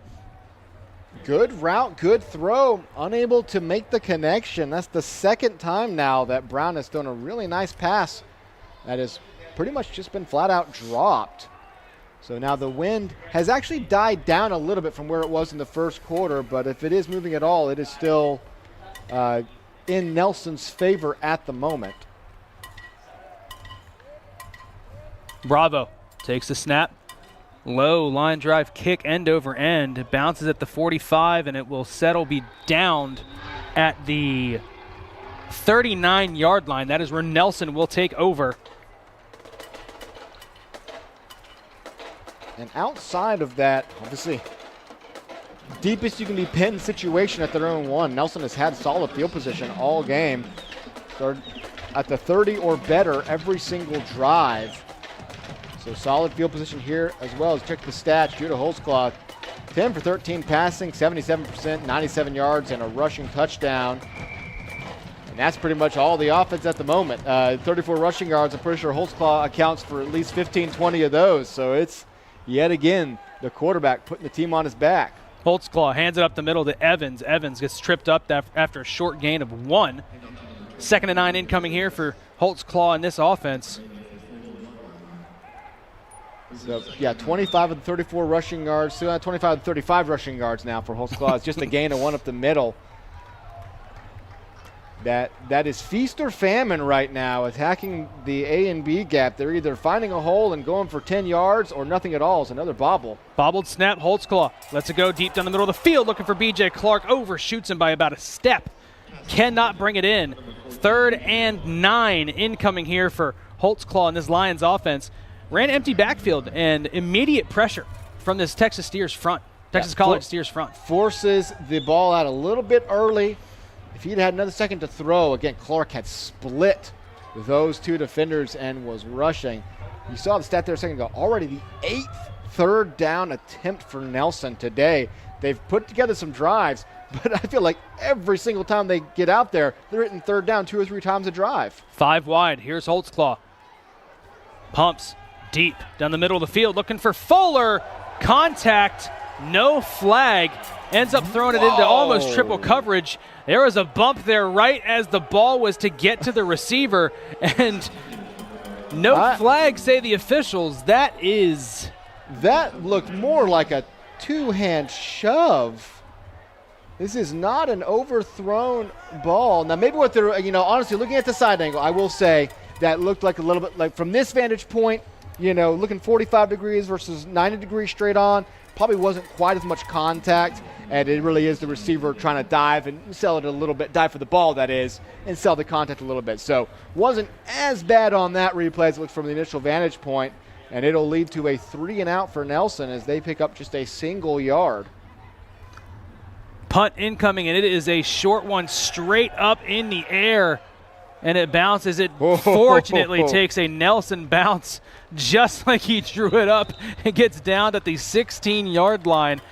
That was that is literally flipping a coin at that point. Punt probably goes 10 or 15 yards. It lands, and if it landed moving the wrong direction, it's going to skitter back into Nelson territory.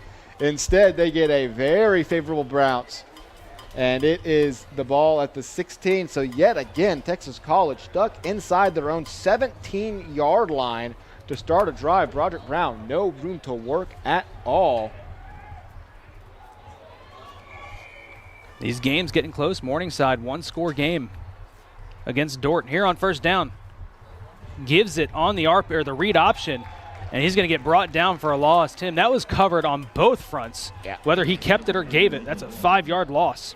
Dylan Marquez is the one who breaks through, and he's the one that leads to the loss of yardage, but there was nowhere to go with that regardless. 2nd and 15 incoming here for Texas College. 6 wide. They do have 6 Three wide. bunches on both ends, and it's going to force a Nelson timeout as they did not have the personnel for 3 bunches on the top and bottom of your screen. Well, Artis Edwards, big number 65. How often do you see those guys in that number range split out wide on either side of the field? I would have taken a timeout too. Yes. You got to see what's going on here on 2nd and 15. Your defense has been good enough that I'm not worried about, burning timeout situation. You don't want to have your defense out there with something really wacky going on, allowing the big play, because other than that, you have really held strong. Outside of the one drive that Broderick Brown had the 2 big third down conversions on 3rd and long, you've held them very much in check. As Morningside, so it was 28-20. Now going for 2 is Morningside, and they will tie this game up at 28 apiece. Wow, we've got a game. Going to the 4th quarter with the G-Pack on the line with 2 of the NAIA's best. Not at 28. Love to see it. So back on the field here after Nelson calls a timeout, and Texas College does not reemerge in the 6 wide, 3 bunches on both sides offensive package. 2nd and 15. I want to see it though now. Now I want to see what that play looks like. I hope they come back out in it. Busted play there. Goodness. Oh, no. Brown running for his life. Nelson just has to keep everything in front of them. Oh, goodness. And he ends up turning what would have been a huge loss into a really good gain. I mean, he picks up 7 on a busted play. Yeah, makes this a makeable 3rd down. Everybody goes. He goes, UK, everybody left me here. I just got to run now. And, boy, can he ever. Gets to the outside, and now they're looking at 3rd and 8. For a second, that looked like it was going to be at 3rd and 25 at the 4 or something. Instead, he pulls another rabbit out of his hat and brings up a makeable 3rd down. 3rd and 8. Brown back to pass. Lets it go across the middle behind his intended receiver, and a big hit by Jonathan Bloom ensures that one would hit the turf. And that brings up 4th down, and the punting unit back out onto the field, a 3 and out here for Texas College. Yep, quick slant, a little bit behind him. The receiver got one hand on it, but any chance he had of trying to corral it in, again, Jonathan Bloom. He has been all over the field the last 2 weeks. We talked about all the guys. Again, not comparing him to Drake Rodriguez yet, but he is the guy that's like, oh, he's in on the play. It's a running play, he's in on the play. It's a short pass, he's in on the play. It's a long pass. Wait, how is he in on the play? He is just all over the field right now. Ulysses Bravo to punt here for Texas College. They bring pressure, almost get there. It's a low line drive punt, and it's going to take a steer's bounce and settle just past midfield at the 49-yard line. I wonder if they got a hand on that, Tim. It looked a little funky coming off his foot. Came out odd. When it's all said and done, not a worst-case punt at all.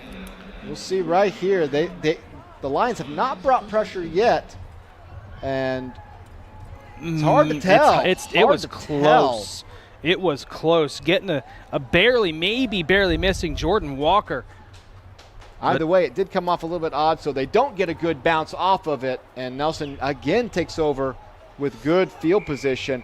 Again, they've had the one drive where they couldn't have worse field position, but other than that, they've been setting up shop in good spots. And here they go from the 49-yard line, just shy of midfield. Holtzclaw keeps it himself, throws a stiff arm. He ends up getting brought down after just a gain of 1. Texas College doing a really good job of containing Judah Holtzclaw on the ground. And Holtzclaw is seeing his lanes open up. He sees it right there. He sees that gap, and Cam Hoyt fights off his man, gets a one-arm tackle to drag him down for just 1 yard. Because you see what Judah's looking at when he sees that play. He goes, okay, there's a free 7 yards.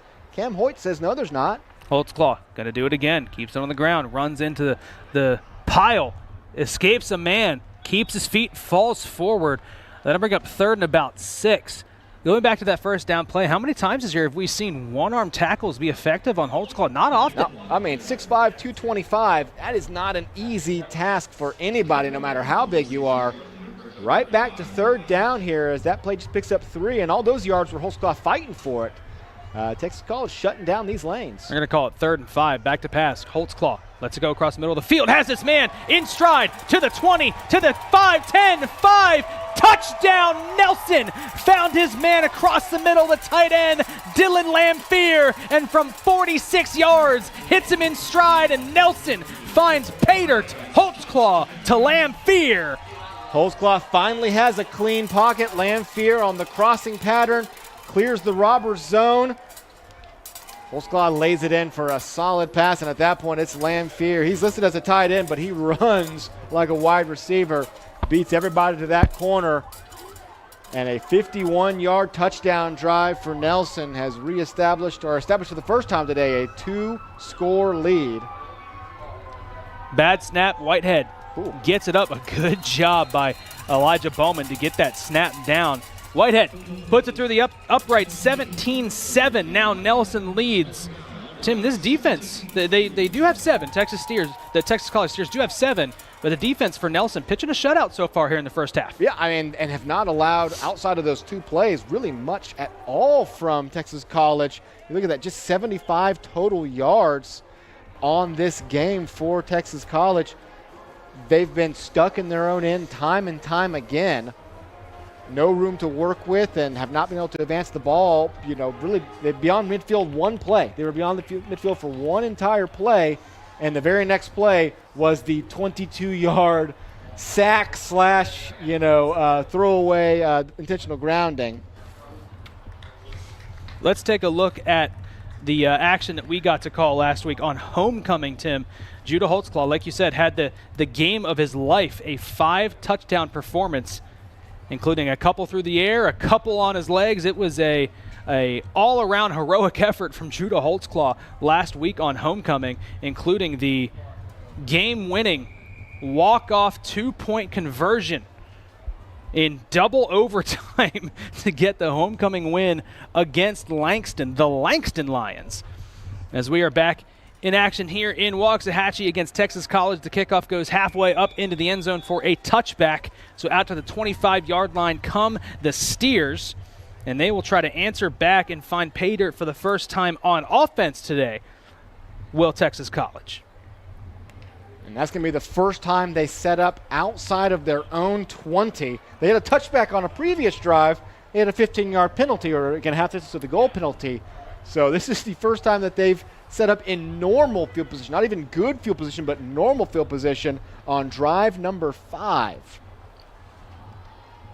Back to pass. Brown is trying to set up the screen. He ends up completing it. It goes nowhere. Good job by Nelson to stay home and sniff that out. 2nd and 9 incoming. Yeah, pursued in the backfield, but the guys on the second tier don't over-pursue. They stay home to where sometimes you see that jailbreak rush going in the backfield. You're able to dump the ball over the guys' heads, and he's got 15 yards to run. Did a good job of letting the attacking guys do what their job. Stay back and spy on Brown, too, because we've seen when he's under pressure is when he's the most dangerous to run. Brown on 2nd down. Lets it go deep down the field. One-on-one coverage.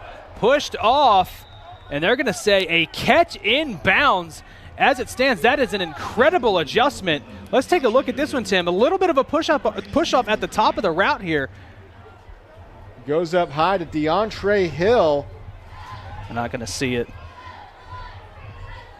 Well, they move quickly as to not allow Nelson to challenge it. I don't see Hudgens thinking about it, but they hand it off here on 1st down and pick up 3 yards there on the first down carry. As it is, though, it's their biggest offensive play of the day. Yeah, I think it looks like he got the foot down. It was hard to tell on that one vantage point there, but definitely. What a job to make the adjustment at the top of that route and bring it in. Very good job. 2nd and 7, 3 bunch to the left. Here's Brown, back to pass. Surveys, he steps up. He's going to take off. Brought down just shy of the first down marker. They're going to give it to him. They spot it right at the 31, and that moves the chains for the Steers. So maybe all they needed was the ball at the 25. Right away, the best pass of the day, and then Broderick Brown on a designed run right up the gut. Good blocking, clears the way, and Texas College is in business. 1st and 10, Brown back to pass. He steps up, lets it go, looking deep, ends up firing it over the head of his intended receiver, DeAndre Hill, falls out of bounds, and that brings up 2nd and 10. Probably the most time to throw we've seen Brown have, but the coverage downfield was solid. Pretty much nowhere to go with it, but overthrow it and put it away. Last thing you need right now when your offense is finally flourishing is to have a turnover. 2nd and 10, Brown. Since 2 men in motion, I thought maybe it could have been a false start, but they'll hand it off here on 2nd and 10. Cutting it upfield and a good carry there to pick up yardage. Makes it 3rd and 2. We do get a stoppage. I think we might get an illegal motion. 2 guys in motion, never got set, but we'll see what the call is here from our head official.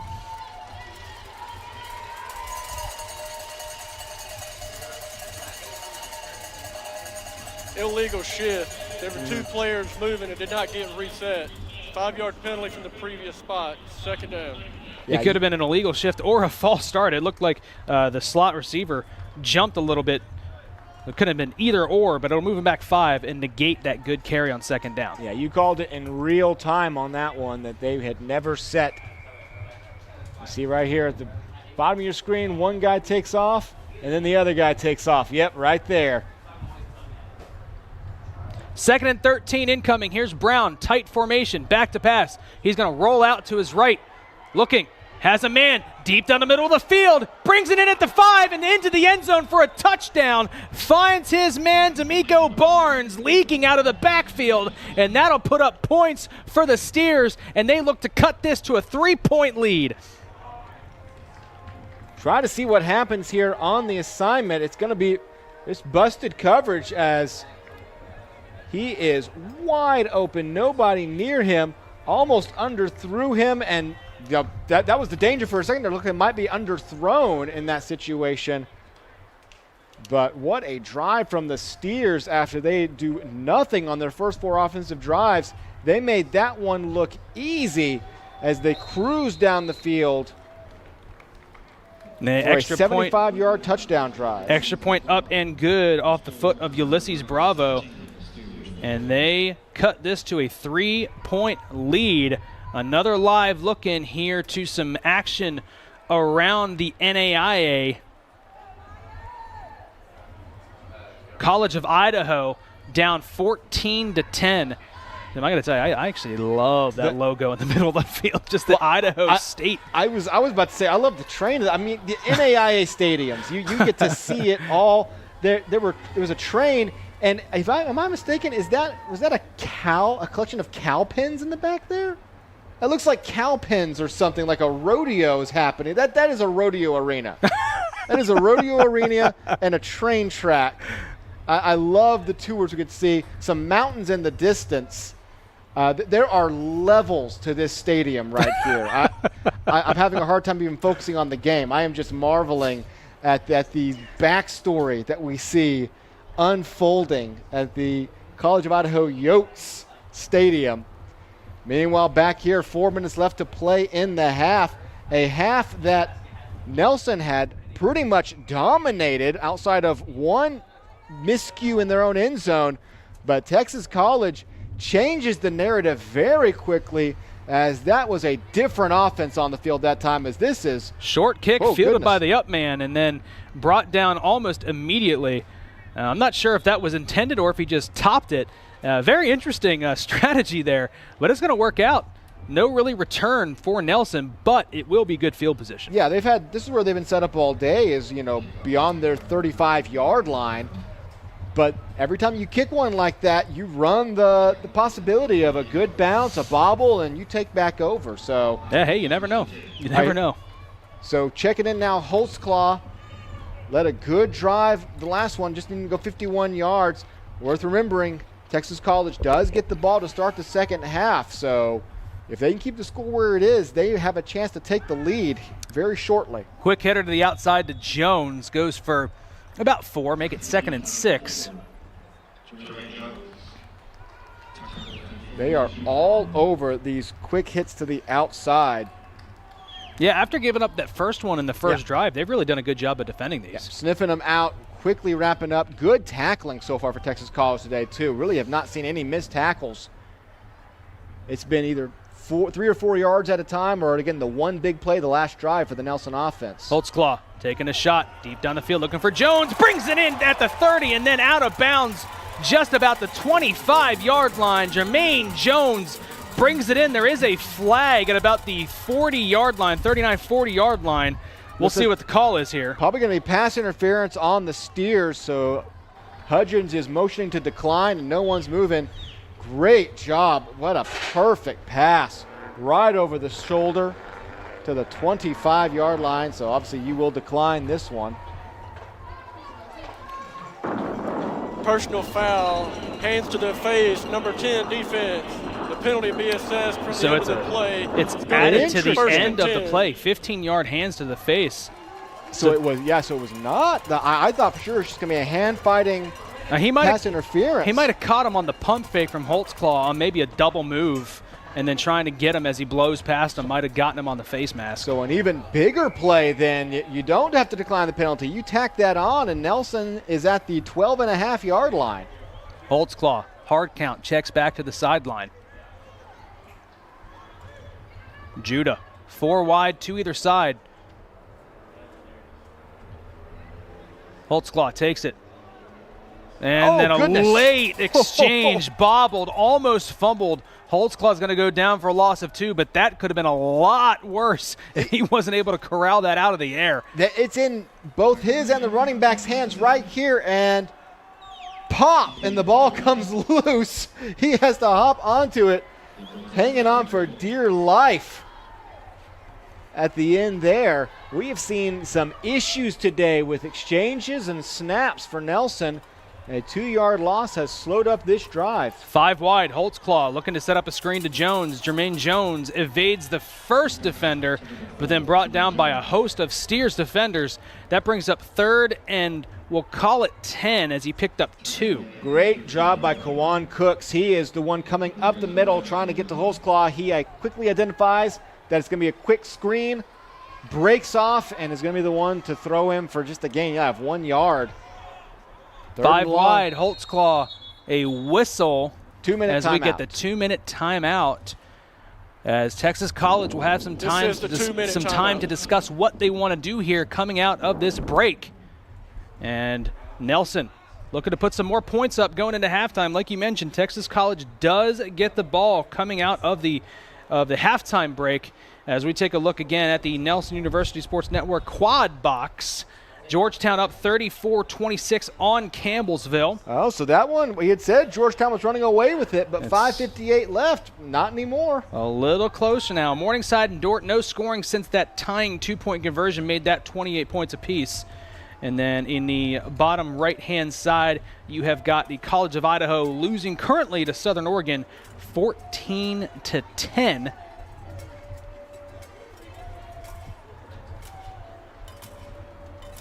As that is punted away there by Georgetown. So rally alert in that one. So we will have a 3rd and 11 coming out of the 2-minute timeout. Yet another third. I mean, you don't usually have this many third downs in a game. They've had to face so many third downs, and it's partly due to converting a lot of them, obviously. If you have 5-6 drives and you're not converting them, well, you're going to have 5 or 6 third downs. They have faced a lot of them.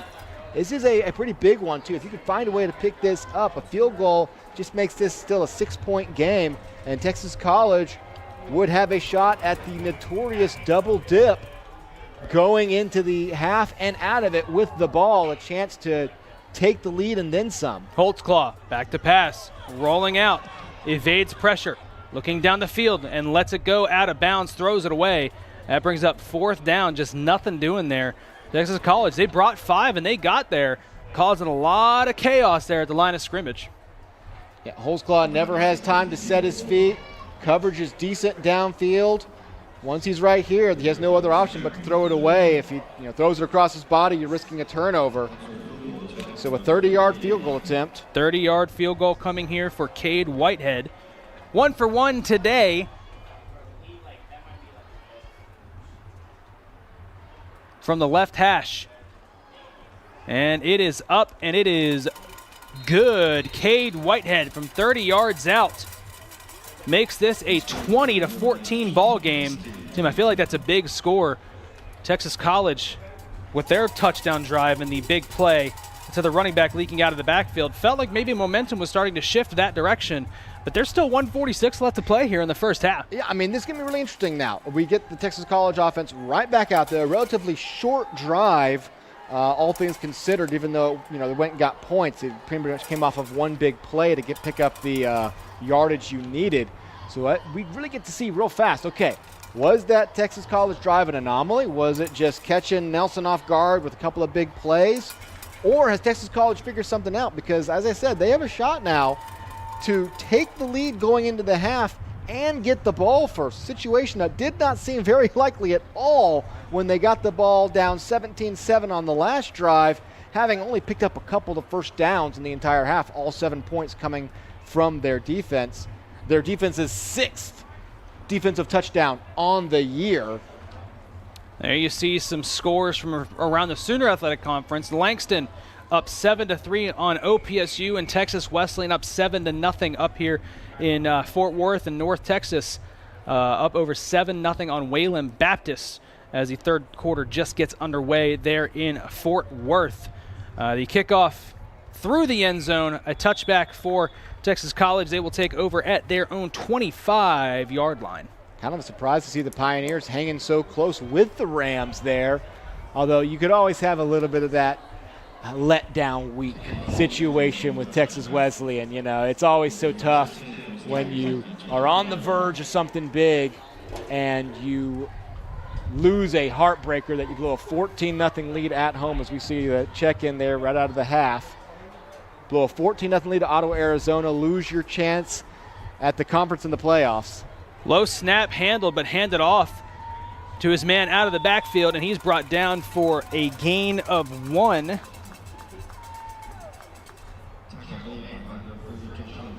Jonathan Bloom in on the tackle. That really was the main reason for the tackle. He was moving with some speed to the left side, too, so that was looking real scary for a second. Sometimes those bobbled snaps frees the defense up, opens something up, and the offense makes a big play out of it. Steers showing no hurry here. They may be content to go to the half down just 6, or at the very least don't want to leave Nelson too much time, so letting the clock run before they run this next play. Brown will hand it off here on 2nd down, cutting it upfield, and then meeting a host of Lions defenders. Down goes Jucaden Carter with the carry. Makes it 3rd and call it 7. And like you said, no urgency here from Texas College. I think they're content going into halftime down just 6 as they get the ball. Lions only have 1 timeout. And so they probably, at this point, there's really no point in calling it here. You just wait and see what happens on this play. Then maybe you call it if there's 15, 20 seconds left and try to force the punt and see what happens. Keeps it himself. Slings it out to the outside. It is brought in. He's going to dance his way enough for the first down and then ducks out of bounds, stops the clock, and moves the chains here for Texas College. But just 17 seconds left, so that's backfiring on the Steers a little bit now. I understand some of the logic. You don't want to run things too quick, have to punt into the wind and give Nelson one more scoring opportunity. But now you've just left yourself 17 seconds and you have the ball at the 40-yard line, running out of time. They will hand it off here again, and that'll go down for a gain of about 4. And I think they're just going to let the clock run out on this first quarter. So they will indeed. Going to halftime, Nelson leading Texas College 20-14 on the back of Judah Holtzclaw, who's doing it on the ground and through the air, and then tack on a couple of field goals by Cade Whitehead. Texas College, a one-score game here on the road, looking to pick up their second win of the season, and Nelson looking to defend their home turf here on Senior Day. And we're in a good one here, Tim. Yeah, I mean, back-to-back weeks where we're going to go to the half with a very solid game on our hands. We've got some good football ahead here in the second half. Only got 30 minutes left in the season. Both teams trying to go out on a high note with a 2-game win streak. Checking those stats there, Judah Holtzclaw, 182 yards, 2 total touchdowns. He's doing his job, and he'll have some huge drives ahead to try to defend, again, this home field and come out here. And we're going to go live to our sideline reporter, Kiara D'Amato, who's with head coach Jared Hutchins. Kiara, down to you. Coach, you've got seniors on both sides of the ball today, Jonathan Bloom and Zach Fuller. Talk about their contributions to the program during their time at Nelson. You can't say enough about what they mean to our program. Zach and JB have just been the epitome of Nelson Lions. They handle everything with great class. They're great leaders. They're great teammates, and not just on the field but off the field as well. Judah Holtzclaw has scored 7 touchdowns in the last 6 quarters of Lions football, including the double overtime win last week. Talked about his impact on the offense this season. It's been invaluable. He's bringing a whole lot of just consistency now, especially these last few quarters, and he's just being really efficient with the football and taking care of it, and it's really helped us. Last of all, it's clear how badly the team wants to win today, especially on Senior Day. What are the keys to staying ahead in the second half and getting the win? Well, we got to limit these explosives that they've been getting, and then we got to finish when we get in the red zone. We can't just keep settling for field goals. We need to get some touchdowns and then limit the explosives. Thank you so much, Coach. Good luck. Back to you, Adam. Thank you, Kiara. Thank you, Coach Hudgens. Don't go anywhere. Half number 2 coming your way right here on the Nelson University Sports Network.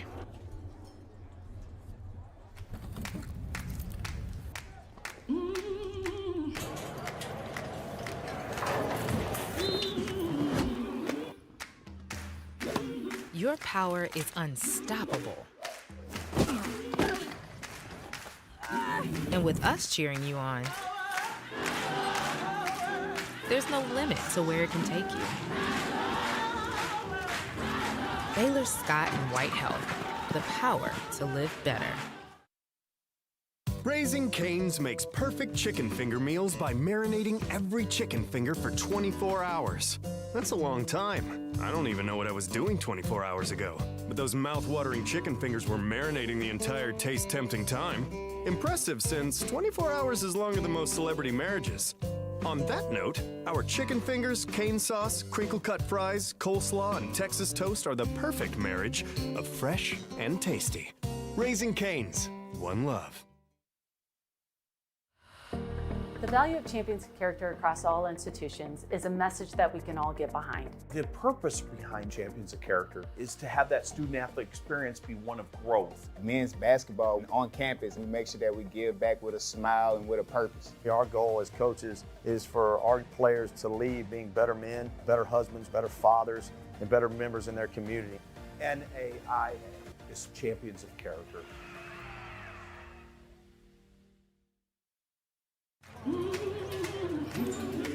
Your power is unstoppable. And with us cheering you on, there's no limit to where it can take you.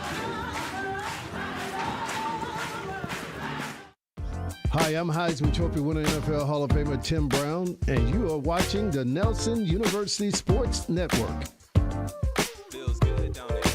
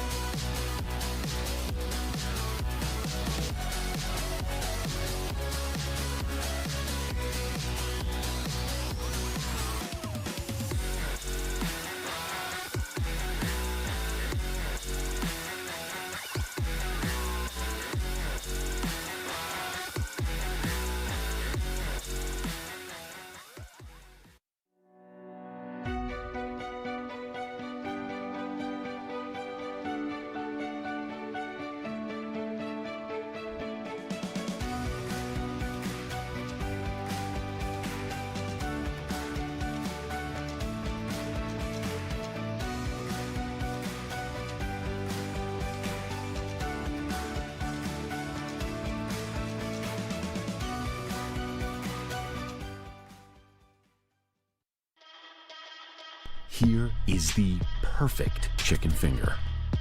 4 of them, actually. They're hand battered. They're cooked to order. And made with love. Raising Cane's chicken fingers will make you say, "Oh yeah." Raising Cane's chicken fingers, one love.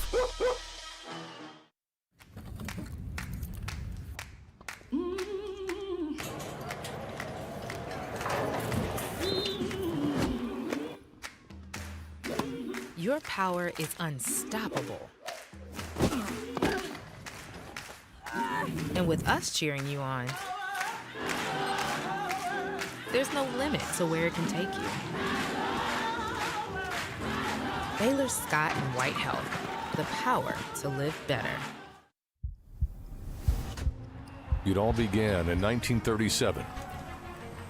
A vision to start something different, something better. A college athletics association where competition wasn't just about the scoreboard, but about character, growth, and rising together. From that first tip-off, the NAIA has grown in size and in spirit, in the way we play, the way we lead. Make athletics greater than a game. This is college athletics the way it was meant to be. This is the right way to play.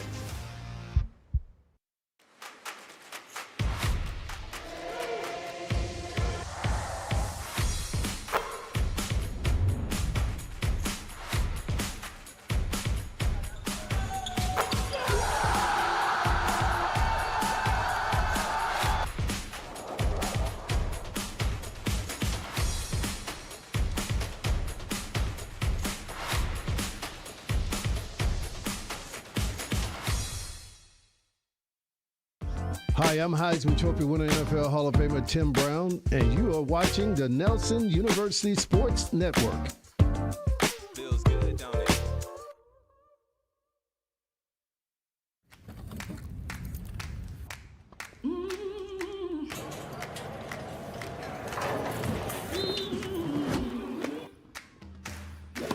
Your power is unstoppable. And with us cheering you on, there's no limit to where it can take you. Baylor Scott and White Health, the power to live better.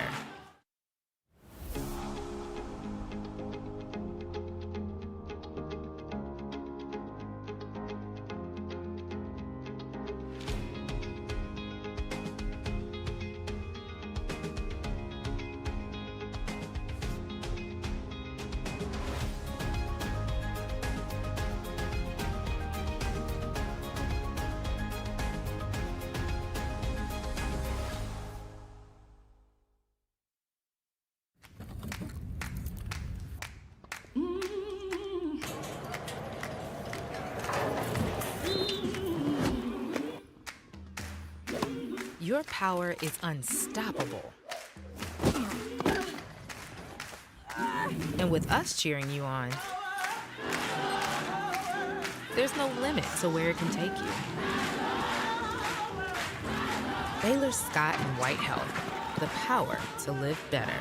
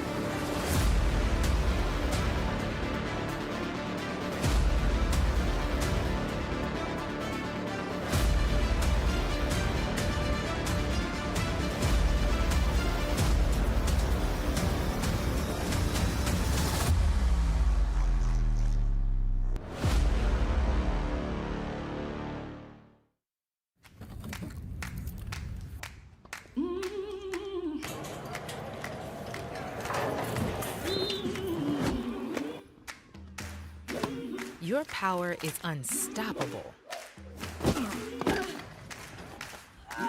And with us cheering you on, there's no limit to where it can take you.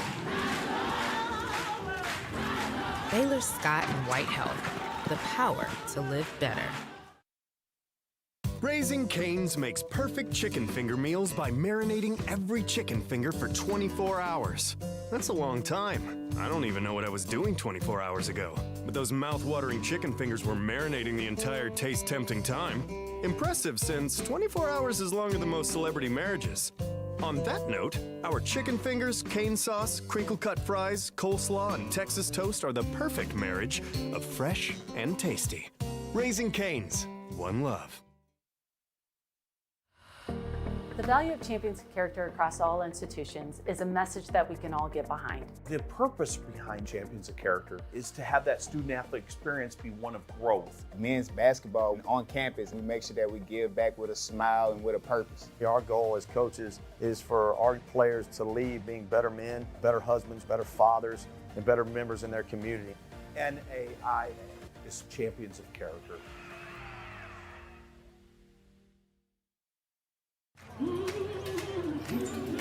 Your power is unstoppable.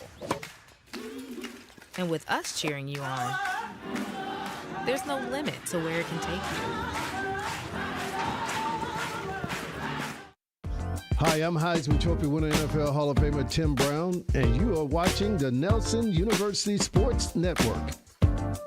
Feels good, don't it?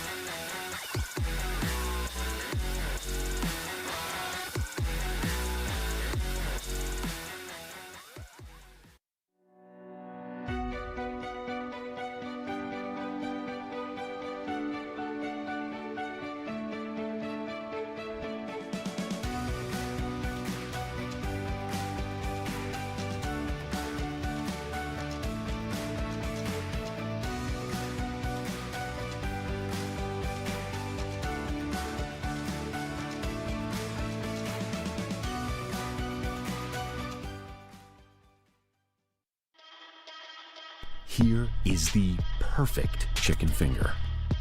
4 of them, actually. They're hand battered. They're cooked to order. And made with love. Raising Cane's chicken fingers will make you say, "Oh yeah." Raising Cane's chicken fingers, one love.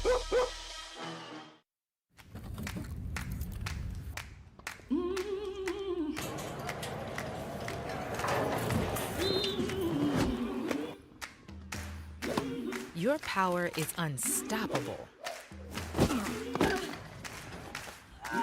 And with us cheering you on,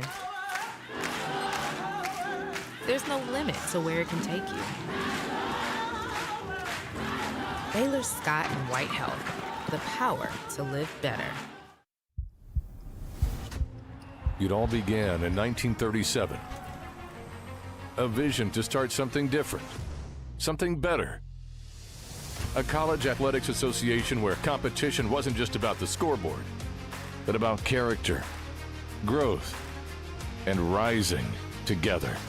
From that first tip-off, the NAIA has grown in size and in spirit, in the way we play, the way we lead. Make athletics greater than a game. This is college athletics the way it was meant to be. This is the right way to play.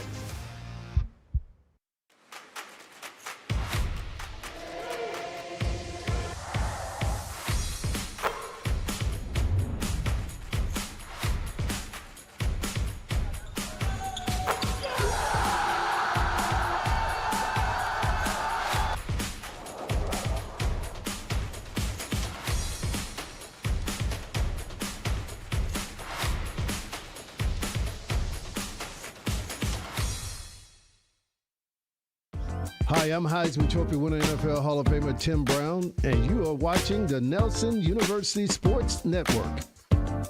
Feels good, don't it?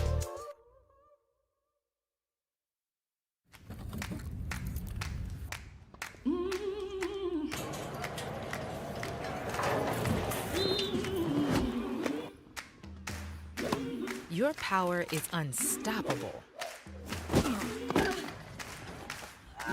And with us cheering you on, there's no limit to where it can take you. Baylor Scott and White Health, the power to live better.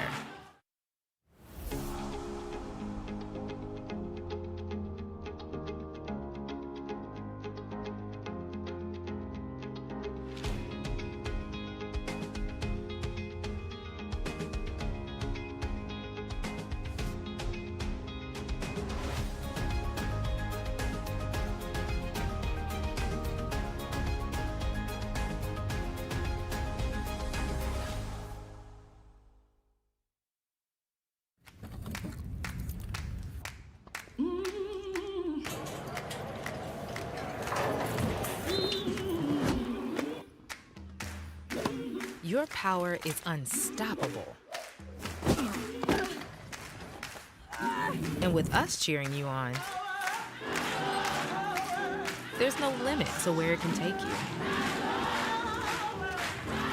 Baylor Scott and White Health, the power to live better.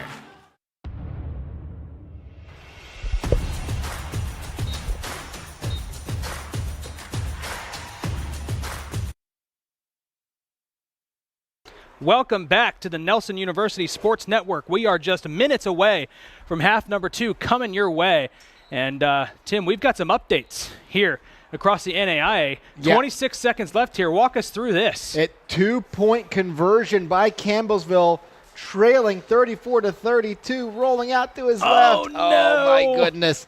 We saw our game come down to a 2-point conversion last week. How would you like your conference title hopes coming down to a 2-point conversion? Wild end there. Meanwhile, Dort and Morningside, that's just 28-28 final. That's not final. That's an overtime. So we have a masterful final weekend of football here as we go live to the overtime period. That was an incomplete pass on 4th and 3. Looks like Dort just – no, that was the replay. Now they're setting up for the field goal. So Dort will kick the field goal here. Timeout coming in. Meanwhile, back here in Waxahachie. Is that no time on the the it's graphic it's is overtime. Okay, all right. That is overtime. So that everybody's got their own lower thirds. So overtime. Meanwhile, and then here comes the onside kick. So a lot going on. While back here, Nelson leads by 6. We got about under a minute before we're ready to go. So we're locked in here to the live look-ins to these games across the nation. Onside kick, we love chaos, Tim. We love it. Onside kicks are just about the most chaotic play you can imagine. You can't wait to see this one.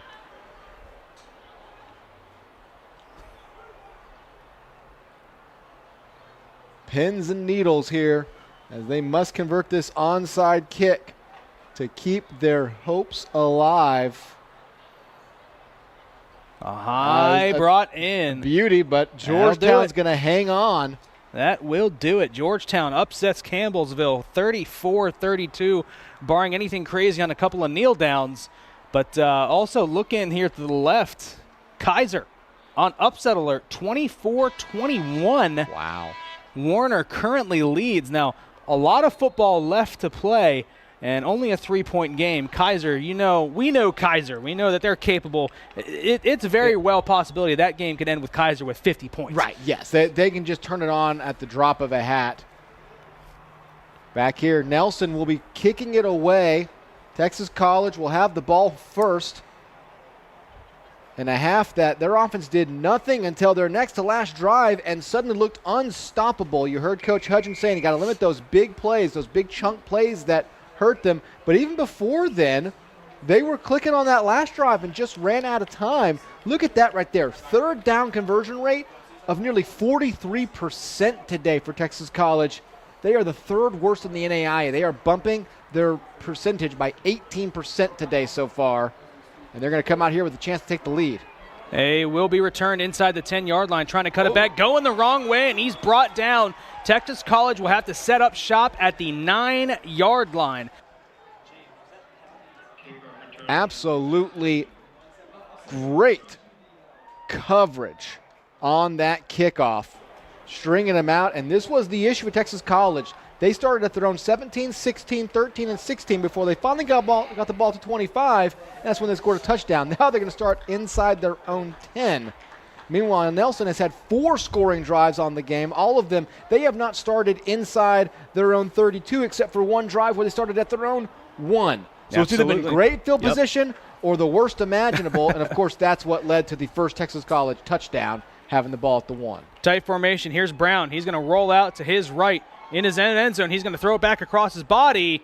Ends up going out of bounds. Incomplete. Brings up 2nd and 10. There is no containing Brown once he gets to the outside.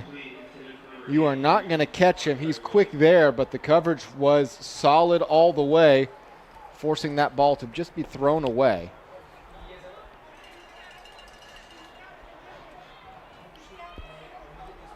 Second and 10 incoming here for the Steers. Nelson currently leading 20-14 over Texas College.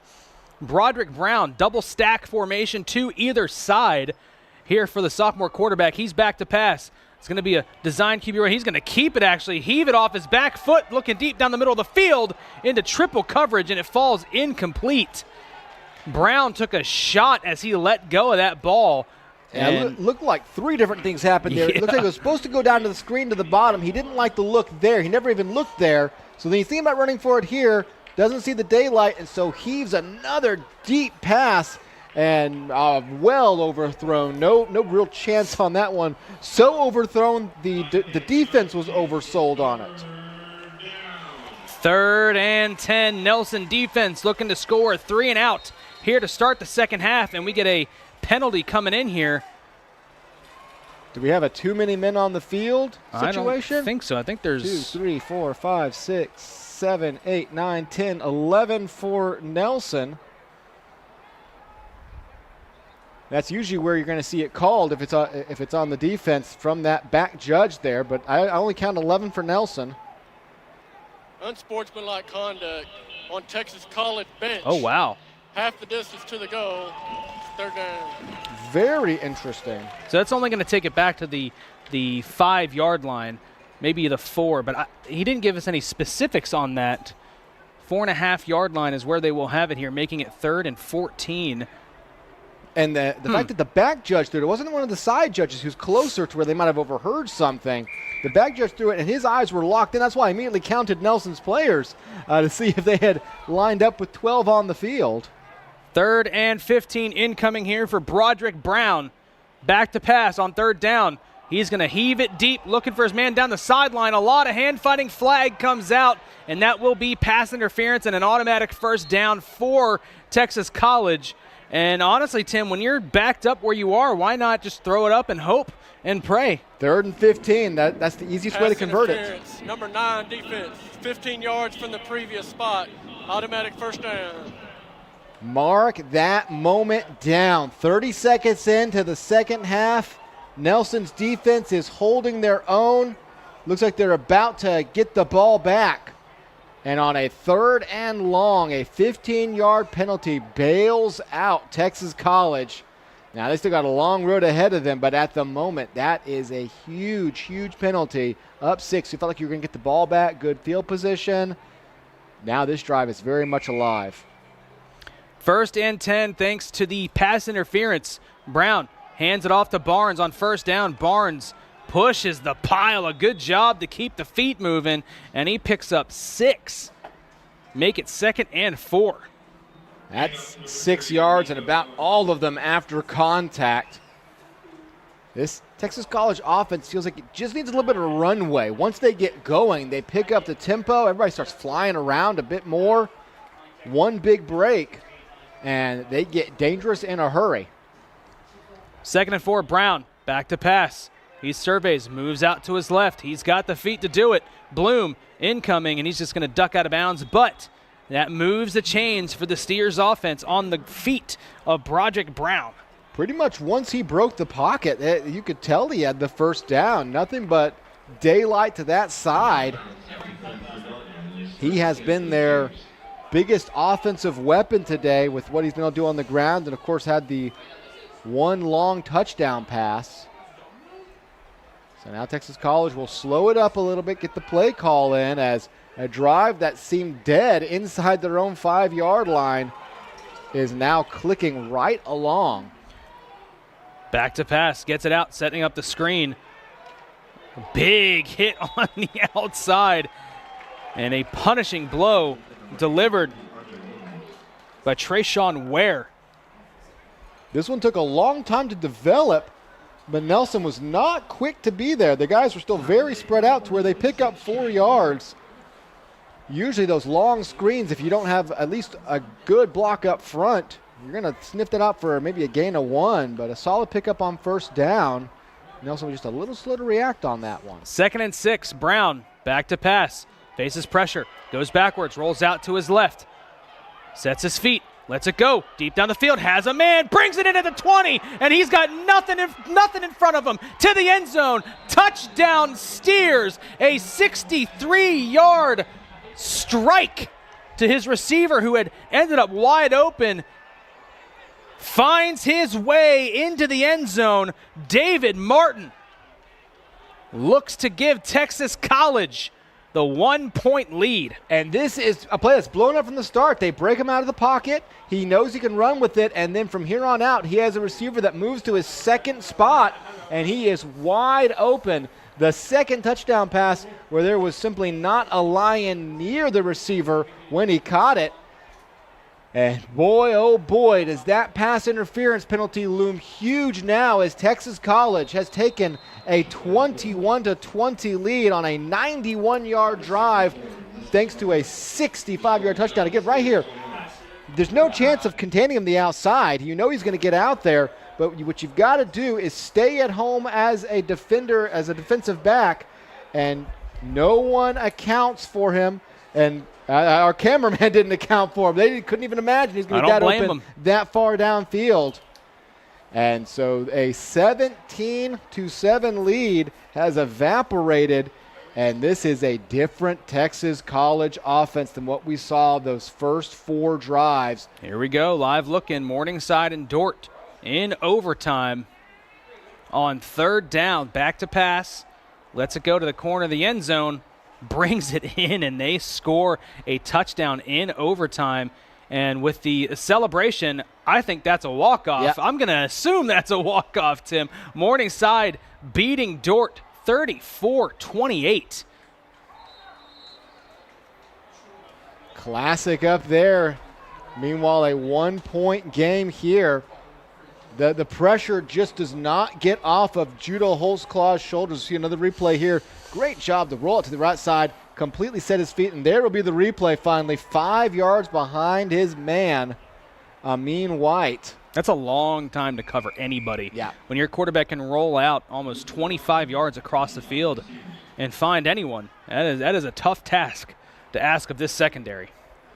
And it gives Texas College the lead, 21-20, as they score on their first possession out of halftime. A kickoff will go over the head and into the end zone. Ulysses Bravo with a touchback, and Nelson brings it out to the 25. As I was just saying, last week it felt like from the end of the first half on, every time Judo Holtzclaw hit the field, it felt like he was in a must-score situation. The lead had slipped or they had fallen behind. Well, now here he is. He's led scoring drives on 3 of his last 4 drives. 2 have had to settle for field goals. And even so, the lead has gone away and his team is trailing. I'm not saying this is a must-score drive, but the pressure is going to be on this young QB yet again for the entire second half. 5 wide here for Holtzclaw. Looking to the flat, and it is almost intercepted off the hands of the defender, but a really good job to break on that route and break that pass up by Kendrick Lee. That was a dangerous throw. He jumps it. He's looking inside and immediately breaks outside. And that pass took way too long to get there. A little bit of a lazy throw. I don't think he realized the linebacker was going to break off that quick. Holtzclaw keeps it himself here on 2nd and 10. And another good job by Texas College in this defense to contain Judah Holtzclaw in the ground game. Brings up 3rd and 7. Nothing but 2 and 3 yard runs up the middle. And it's all thanks, really, the name we keep on calling right up the middle there, number 58, Cam Hoyt, one of our players to watch in pregame. He is winning that assignment against his namesake, Thomas McLaughlin, and brings down Holtzclaw yet again. 3rd down coming up. 5 wide here for Holtzclaw. Takes a snap. He's back to pass. Let's go across the middle of the field. He has Lamphere. Lamphere's got enough for the 1st down. A big hit. And Lamphere slow to get up, but back on his feet. That'll move the chains. That feels like a very big 1st down for Nelson.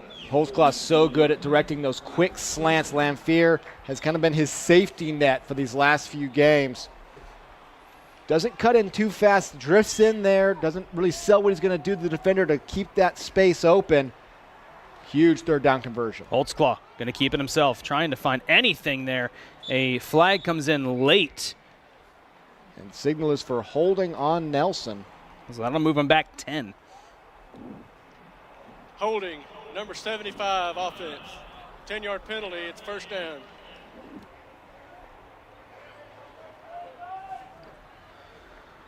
That'll make it 1st and 20 here for Nelson. Pretty clear there, and it's always and I almost wonder, Holtzclaw went down so easy there. We don't ever see him go down that easy. I almost wonder if he saw the hold clearly in front of him, saw the ref reach for his flag and said, there is no point in fighting for extra yardage. This play's dead. Here's Holtzclaw, 1st and 20. Gonna let it go deep down the middle field looking for Lamphere. Lamphere goes up to try to bring it in, and it falls incomplete. Risky throw underneath Dylan Lamphere, and it brings up 2nd and 20. Still is able to put it on the money. Has a clean pocket and time to throw a bit of a wobbler. And honestly, it's one of those that if you'd thrown it a little bit shorter, you might draw the pass interference. It was on target enough that you're not going to pick up the PI. 2nd and 20. They abandoned the 5 wide formation for the first time this drive. Holtzclaw fakes the handoff across the middle. He's got B.J. Clark. Clark tries to make a man miss, but it does a really good job of making it 3rd and short, 3rd and about 2 on the quick pitch and catch. They pick up 18, and that is a big, big gain. Love that play action, and that quick slant is dominating to the middle. Dancing around, he's going to get brought down for a gain of about a half a yard. And it looked like maybe there was something there, but it closed quickly. Yeah, they are not winning at all up front in those situations. Checking into the game is Dylan Lamphere, as Nelson will stay on the field for 4th and call it a very long one. Ball's just on the outside of the 50. They needed to get to the Texas College 49. He's backing up like he's going to punt it here, and he will indeed get it away. End over end kick off the foot of Holtzclaw, and it'll settle. Keep on rolling down to the 4-yard line. So pins him back deep. Does Judah Holtzclaw. Texas College is set up at their own 4, but another drive that pretty much Nelson's going to have a huge yard discrepancy so far in this game, because another drive where things are clicking. You pick up a 3rd down, you have the big gain after the penalty, and you can't pick up those extra yards you need. You come up just short, and you opt to punt it away, pin Texas College deep. That does work out for you there. But with settling for a couple of field goals, having a turnover on downs, they've picked up a lot of yards, but don't have the points that they should have to show for it.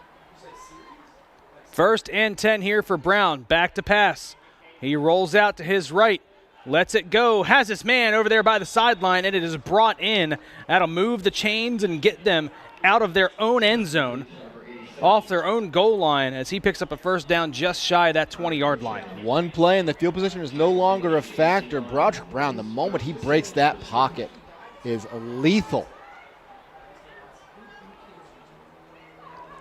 And the night and day difference between what we saw for the first 4 drives of this Steers offense and what we've seen now for the last 3 is baffling, honestly. A switch has been flipped. 1st and 10. Out to his left. Brown is going to keep it himself, directing traffic. Lowers the shoulder but gets upended. And that is a good gain there on 1st down. They're going to call that a gain of 6. 2nd and 4. They have got Nelson spread out so wide. Nobody breaks here. There's nothing. There's nothing over here. He can just leisurely jog and point and pick up an easy 6 yards. That nothing but daylight ahead of him. Nelson's defense seems a little scattered right now. They seem a little nervous to over pursue or bring too much pressure. And Broderick Brown is now taking what the defense gives him. They will hand it off here on 1st down. He's got a lot of room to run. He slips up, but not before he picks up a 1st down, does D'Amico Barnes. And slow to get up is Jonathan Bloom, one of the senior captains of this defense. Injury timeout. Player you don't want to be without right now, especially as the winds of this game have clearly shifted. Texas College 50% on 3rd down today, and I lied. They have actually taken the advantage now on total yards. I guess when you consider the fact that was a 91-yard touchdown drive there, that does catch up in a hurry. This game has flipped in a hurry. Broderick Brown, 6 rushes for 62 yards. They've all been huge, too. David Martin with the big touchdown catch a moment ago. And this one, this one has the feeling that the Lions need to do something pretty quick.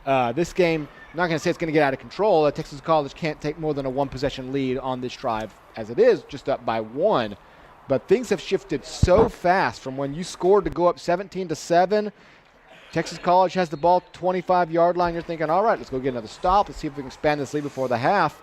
Instead, it has been nothing but Texas College dominance for the most part since then.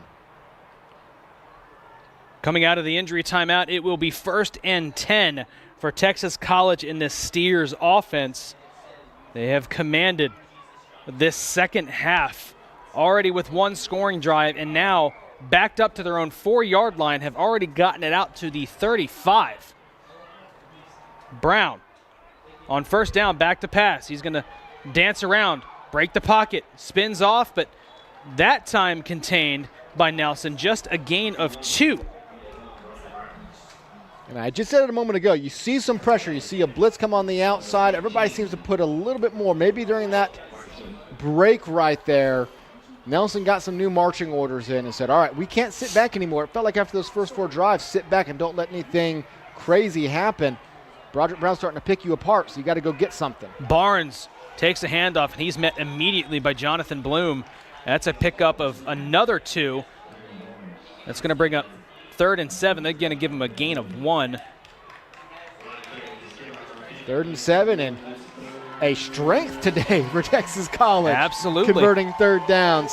3rd and 6 incoming. They did end up giving him that extra yard. This feels like a very big 3rd down for this Nelson defense. Brown on 3rd down, 3 to the right, 1 to the left. Barnes in the backfield. Here's Broderick Brown looking to the left, fires it across the middle off the hands of his man. Had a step on the defender, did DeAndre Hill, and it's going to fall incomplete and bring up 4th down, and the punting unit comes out onto the field for the Steers, and that is a big stop for this Nelson defense. Forces the pass out, and that's on target. That's really the 3rd drop pass we've seen from the Steers today. That one comes at a huge moment, as now they will have to punt that one away because, yeah, he had the step. I do think if Brown had another second to throw, he's going to put that way more on the money. Don't have to dive for it. Probably hitting it in stride and in danger of going for even more yards.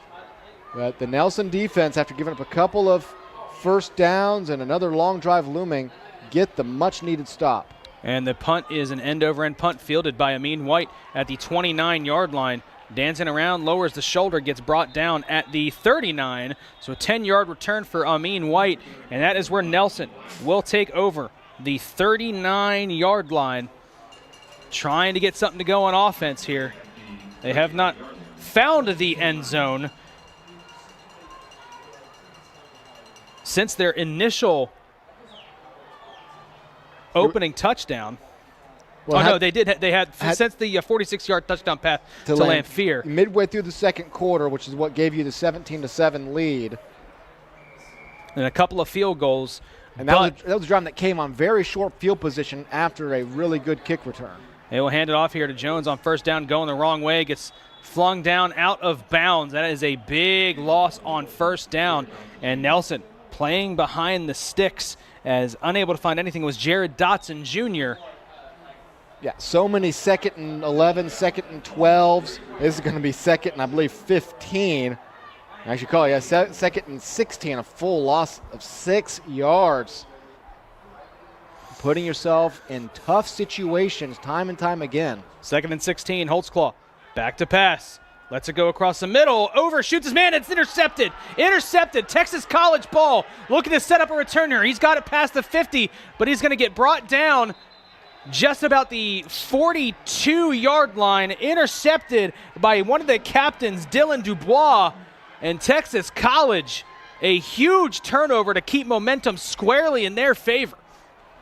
Throwing into triple coverage, and it lands in the wrong spot. It's hard to tell if it was overthrown or underthrown. Was it underthrown for Greg Guidry, or was it overthrown for B.J. Clark? Hard to tell, but either way it lands, and I almost said in no man's land, but Dubois was there. He was the man that was there and easily scoops that one up.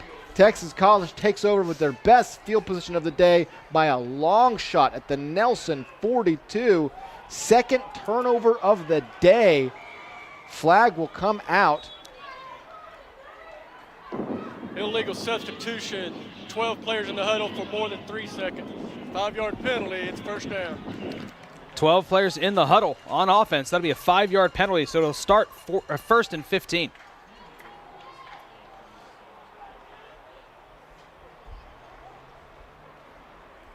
Definitely a time for the defense. You don't want to overdo anything, but losing the turnover battle by 2 right now, and if you get that back to 1, you'd like the way this game feels a lot better, and this might be the drive you need to do it. First and 15, he sends a man in motion, looking that way, pumps, and he gets brought down. A big, big hit. Never saw him coming from his blind side, Lonnie Fagans, and they finally get home to Broderick Brown. I believe it's actually Micah Smith. Did I miss the number? 18. Number 18, Micah Smith, untouched. And Broderick Brown, who has pulled some wizardry in the backfield today, spinning out of tackle, staying alive, breaking the pocket. He absolutely never has a chance on that one. 2nd and 22, back to pass is Brown. He's facing pressure, rolls out to his left, lets it go, has a man deep down the field, and he can't bring it in. That was going to be a huge play for the Steers, and off the hands of D'Amico Barnes, just cannot bring it in. And you are right, Micah Smith on that sack on first down, correction, but that brings up 3rd and 22. And that one, oh my goodness, really the 4th big drop of the day, and that one, he again has to escape. Smith breaks the pocket, lofts a beautiful little rainbow on the run. That could have been a touchdown, a 54-yard touchdown. Instead, it's 3rd and 22. 3rd and very long. Broderick Brown, 3 to his left, 1 to his right. D'Amico Barnes in the backfield. He's back to pass here on 3rd. He's going to step up, pressure, evades. Makes another man miss, throws it off his back foot, and it's almost intercepted. It popped up in the air. It falls incomplete, but a great job by this Nelson defense to stay pat and not allow any chaos off of the turnover on the offensive side of the ball, and that'll bring out the punting unit on 4th and 22. There's a storyline to this play. Breaks 2 tackles, gets tipped up in the air, almost caught, almost intercepted. Should have been a sack, should have been a pick, should have been a first down. Instead, it's incomplete, and yeah, what a huge stand by this Nelson defense. Taking over at the 42-yard line, looking to stretch this lead. They finally blow up Brown in the backfield, and that throws Texas College back to the other side of the field, and the punt is away, so they will safely get the ball back. We'll see. This one will luckily go in the end zone. He kicks it through the end zone, so a touchback for Nelson, and they will take over from the 20-yard line. As we shift possession here, Tim, it is time for our first trivia question of the afternoon. Here we go. In 1999, Texas College head coach Darrell Jackson set the season receiving touchdown record at what SEC school, helping them to their first bowl game since 1994? You know the answer. Put it in the live chat of YouTube or Facebook. I'm going to give you a little hint here. Offensive coordinator was Mike Leach in 1999. So let us know what you think the answer is. And if you're right, we'll feature you. If you're wrong, we'll still feature you. We like to see right and wrong answers here. On first down, here's Holtzclaw. He's going to take a shot deep down the field, and it's going to go out of bounds. Looking for Zach Fuller, and ends up in double coverage. Brings up 2nd and 10. Really no success on these sideline patterns today. You had, I think, one really nice over-the-shoulder throw. Other than that, it's all been the middle of the field, which unfortunately is also the dangerous place to target, as you saw on the last drive. It's a bit of a lame duck on that one. But I think that's where you need to keep attacking Texas College, these quick slants. Something Busted went wrong play, there. something yeah. weird. We do get a whistle. It just looks like the snap never made its way to the quarterback, and everyone else took off. False start. Everybody but the center. 5-yard penalty. Second down. We got one of those famous calls, everybody but the center. Which I would argue is center forgot to snap the ball. Everybody else, if everybody false started, then I think it might have been the center who forgot the snap count and not everyone else on the field. It brings up 2nd and 15, and they will hand it off here on 2nd and long, and he goes nowhere. No gain there for Nelson in this offense, and that brings up 3rd and very, very long. They just cannot get a head out of these sticks, can they, Tim? No, it's been a brick wall up front for the rushing attack. And these little penalties, whether they're 5 yards or 10-yard holding, or again losing yards on a run, first down, they keep you in these real tough situations to where you are always playing from behind, needing the big play. And that's what led to the turnover on the last drive, needing too big a play, and you throw it deep. You got to be careful here. 3rd and 15. Here's Holtzclaw. Back to pass, out of empty, facing pressure. He's going to get brought down. The Steers defense gets to Judah Holtzclaw, and that is a huge loss on 3rd down. And that brings up 4th and 25 for this Nelson Lions offense. And they're going to bring the punting unit out onto the field. Stephen Ashbola is going to be the one that gets Judah Holtzclaw, but it could have been anybody. The front line disintegrated on that play, and a play where you need to buy your quarterback some time. He had less time than usual. Another drive where all you do is march backwards, lose 15 yards on 3 plays. And Texas College could look to take over with good field position. Off the foot of Dylan Lamphere, and it is a short punt and down. Oh, my goodness. At the 16-yard line. So you're looking at a 11-yard punt off the foot of Dylan Lamphere. A nightmare special teams effort here. And it sets up Texas College. And we've got some of your answers here now. Let's see what we're looking at. We've got OU, so a little Oklahoma action. Another OU guess. Another OU guess. I'm starting to lean. I think it might be OU here, Tim. But then we get an Oklahoma State from KJ's world. Let's see what the answer is as we approach first down. It is Oklahoma. Now, that's a bit of a trick question because Oklahoma is obviously SEC now. But if you're thinking SEC in 1999, they weren't. Timeout. Texas College, their first time out of the half. Texas College will call a timeout. Darrell Jackson, the one who, again, led them in receiving touchdowns that year, calls timeout. And I think this is just understanding the importance of this drive. Setting up at the 16-yard line, you need to come away with a touchdown here. Whipping around. Kaiser has finally opened up an 11-point lead.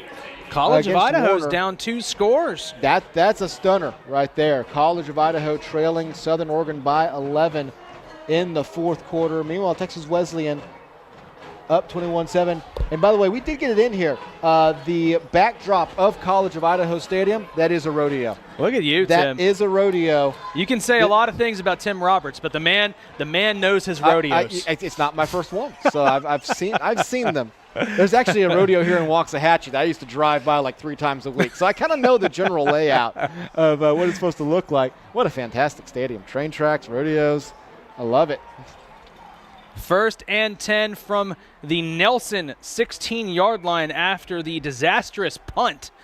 Sets up the Steers with their best field position of the afternoon by far. Brown hands it off. Barnes trying to find some room. Nothing there. Gets brought down for no gain. Makes that 2nd and 10. Nelson's defense has done a mostly good job on these runs. Typically, it's actually been to the left side. The left hole is where they've been able to get through. Getting around that right angle, that's where they've been a lot stronger. Throws them for a loss of 1. As backs against the wall, obviously a touchdown only keeps it a 1-possession game, but the way this game's shifting, you'd love to try to hold them to 3 here. Throws it off his back foot. It's intercepted. Jonathan Bloom with the interception. The turnover. He's got open field. He's going to get brought down past the 35, just shy of the 40-yard line. Nelson needed it. Jonathan Bloom got it. Turnover. Nelson, a huge turning point in this ball game. Nelson down 1, looks to answer back on offense. And it's Micah Smith who gets the unreal jump that forces this ball out quickly. And Jonathan Bloom, the senior, making his presence known all day with tackles, being in on every play, gets the huge interception.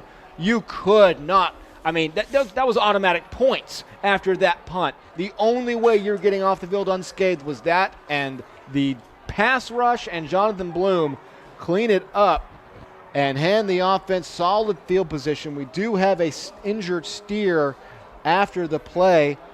That's number 55, Xavier Lewis, offensive lineman, down on the play after the return out to the 40-yard line.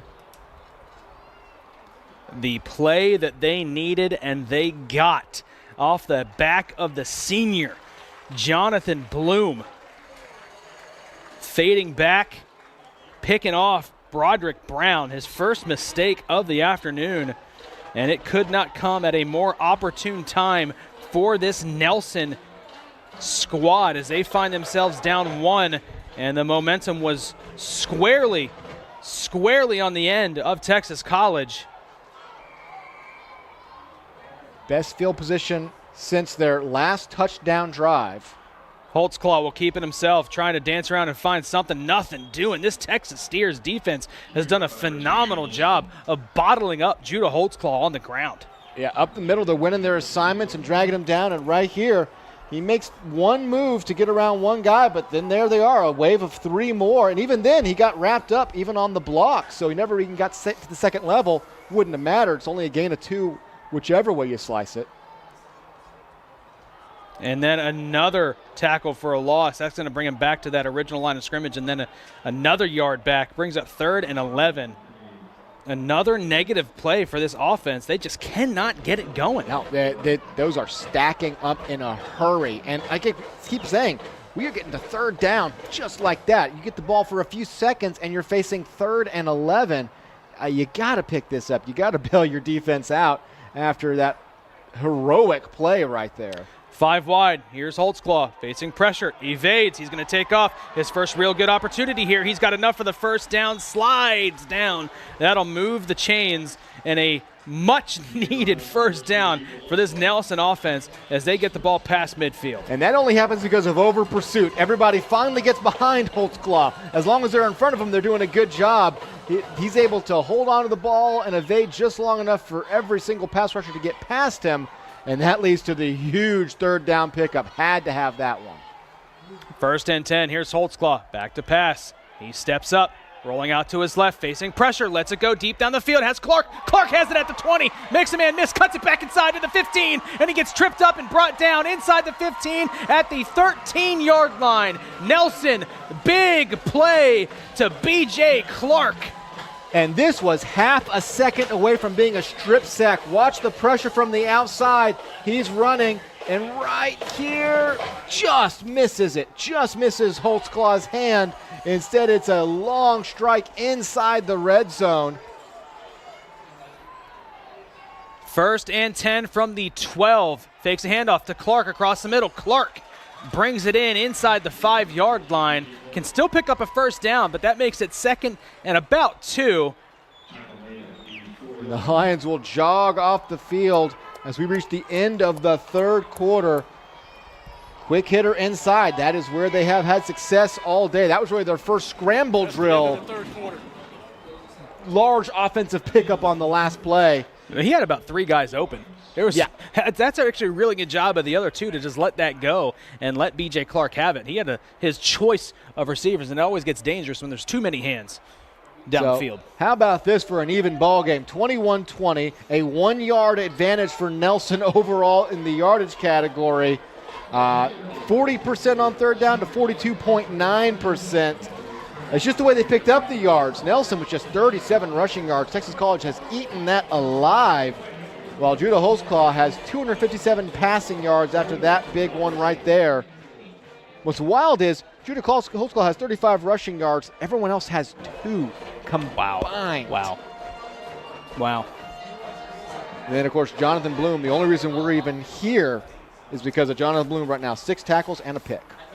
Well, while we wait for the 4th quarter to begin, let's talk a little bit about the Lady Lions in the Sooner Athletic Conference Tournament today, 6 p.m. So here in just about an hour and a half, they will get underway in Fort Worth, Texas against Texas Wesleyan for the Sooner Athletic Conference Tournament Championship. They are already the Sooner Athletics Conference champions, but why not cap that off with a tournament championship as well? 3rd straight year that they will take on the Lady Rams for the tournament championship. Obviously, you want to win this. It has seeding implications in the NAIA championship. And how about this? Winner of the tournament gets to host next year. That's why it's in Fort Worth tonight. If you win tonight, you're hosting here at home next year. The beginning of the 4th quarter, they will hand it off up the middle, looking for the end zone. Touchdown, Lions. He gets in from 4 yards out. Quentin Jones takes a handoff from Judah Holtzclaw, and he puts the Lions back on top, 26-21, pending the extra point. Well, they'll go for 2. Quentin Jones has not had many carries today, but finally a hole emerges, and they go into the end zone on a drive set up by the huge Bloom interception and a Judah Holtzclaw scramble on 3rd and 11. So, at 26-21, the Lions will go for it. A lot of confusion, they're gonna have to take though. They're going to have to take a timeout here to avoid delay a game.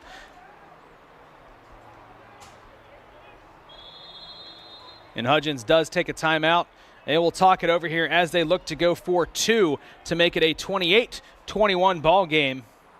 Hate burning one on the PAT in a 1-score game in the 4th quarter. Timeout, Nelson, their first timeout. You may want that one later on. And right there, first time we've seen in a while that there was even a hole to run through. Quentin Jones able to maneuver his way into the end zone. And a moment ago, Texas College set up at the 16-yard line, up 21-20, having really dominated this game for the last few minutes of the first half and all of the second half. That switch of momentum off of the Jonathan Bloom interception, and we can't forget the Micah Smith pressure. He's the one that blew up the drive before on the sack. He came untouched off of the edge to force the pass, and the offense finally takes advantage to retake the lead, but now they're looking to go up the full 7. Boy, oh boy, does this matter. We saw extra points and everything, and 2-point conversions come into factor huge last week. Up 5 and up 7 is a massive difference. 2-point conversion incoming here. Here's Holtzclaw. Judah back to pass. Looking for Fuller in the back of the end zone. Overthrows him, so it will remain a 5-point ball game. 26-21. And he had him on the route. He froze the defender. Throws a nice little, almost a bit of a wheel route almost, but Fuller was unable to catch up to that one. Regardless, the Lions do retake the lead after, again, Texas College, to some extent, Texas College has got to be kicking themselves now. They went and got that huge touchdown off a 91-yard drive to start the half. They got pinned at their own 4, really clicking before that drive fell apart. And then the last 2 drives, getting the ball at their own 42, crossing midfield, and then setting up at 16, getting no points to show for either of those endeavors. That one is going to sting a little bit if you're unable to go get the points you need now to retake the lead. Another barn burner here in the fourth quarter. Hey.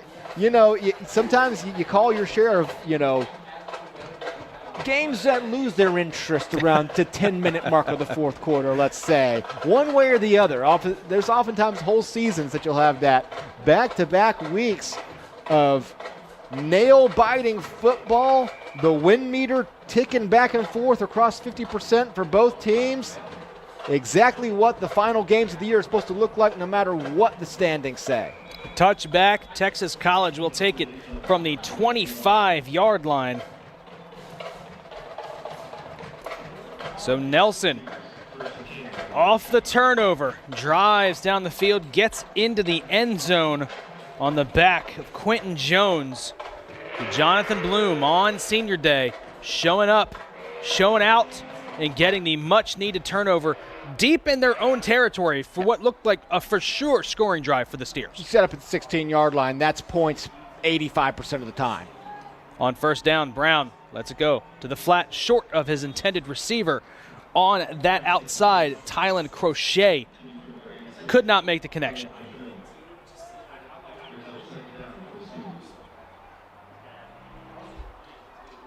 Just a typical pass out into the flat, and I don't know if he expected him to cut back a little bit tighter to that one, but well underthrown.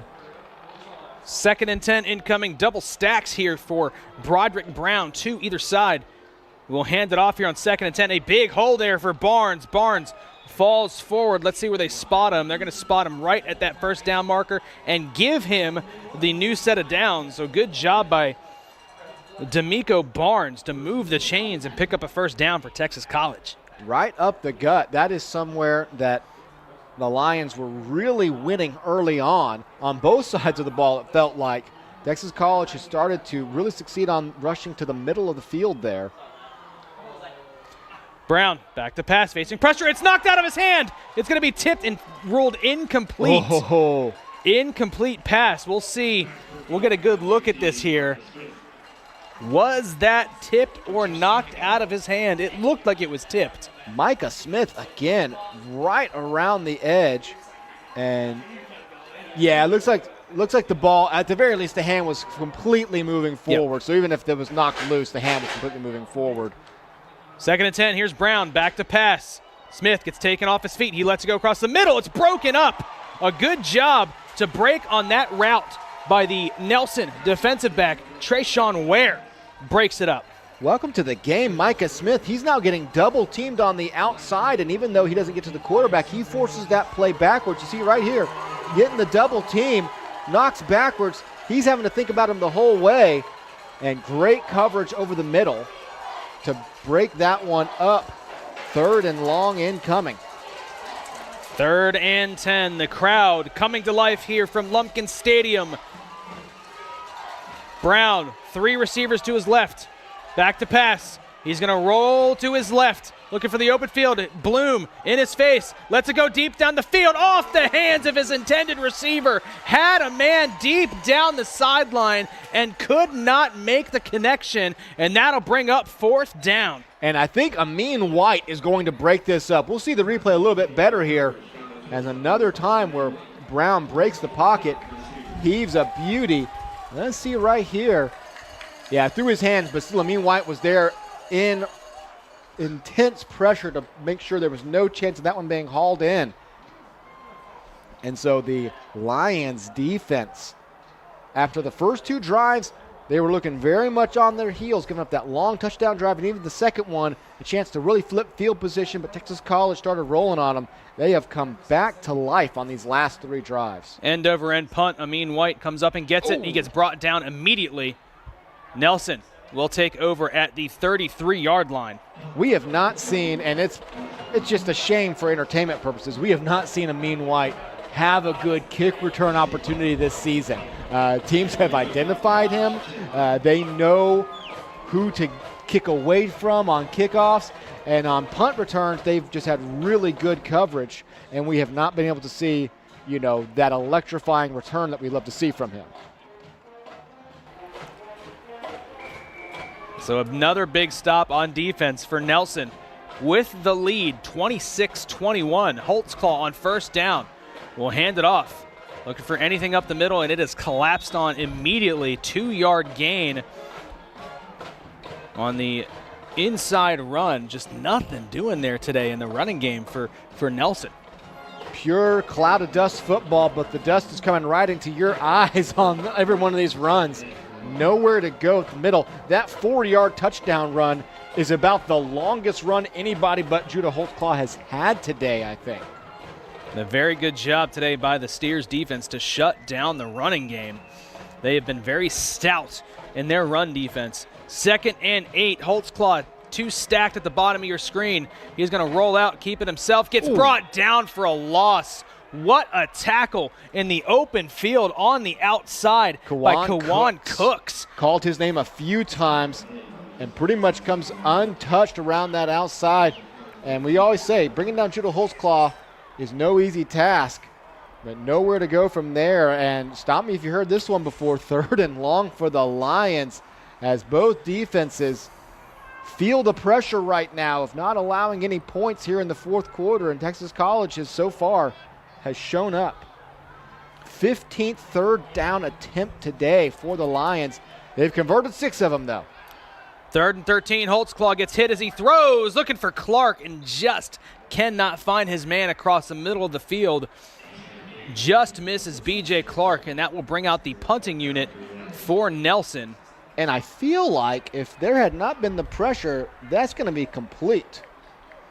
Great pressure on the outside there by Antoine Ellis, and instead of another half second needs to throw and maybe put that one on the money and potentially convert, where that middle of the field has been so successful for these Judah Holtzclaw throws. Dylan Lamphere on to punt for Nelson. Takes it and does get it away. A spiraling punt. Downs at the 35, but it's going to be returned. Cuts it upfield and then brought down right at the 30-yard line. There is a flag, a couple of flags on the field here. Came out immediately on the kick, at least on the back judge's flag. I see the side judge here as well threw one. That one came out immediately, so we'll suss out what this is. 80% of the time, that's going to be holding or blocking the back, but it came out so quick I didn't know there was time to hold or block anyone in the back.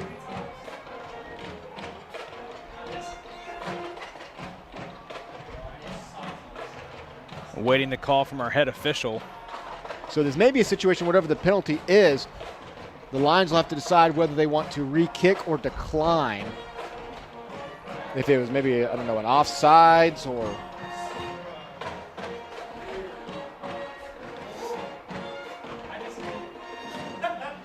Players on the field on the defense. That penalty is going to be declined. 1st and 10. So that's what it was. 12 men on the field. Yep. That is not one you can assess after the kick, and it's only a 5-yard penalty, so just make it 4th and 8. You had a nice punt as it is, so no harm done for Texas College there.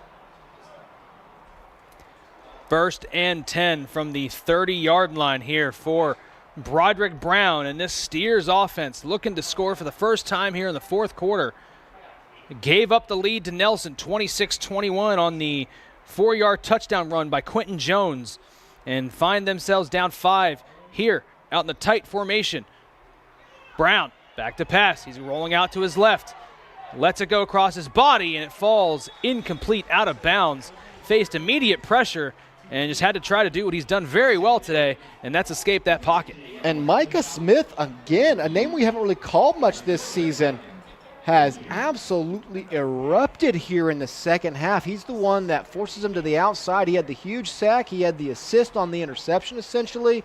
He is becoming a game record there on that left side. victimizing Brown time and time again here in this second half. 2nd and 10 incoming. Double stacked either side of the field for Brown. He hands it off here on 2nd down, and it's brought down quickly. Brings up 3rd and long. A good job by, it looks like, Jackson Spence to get the stop.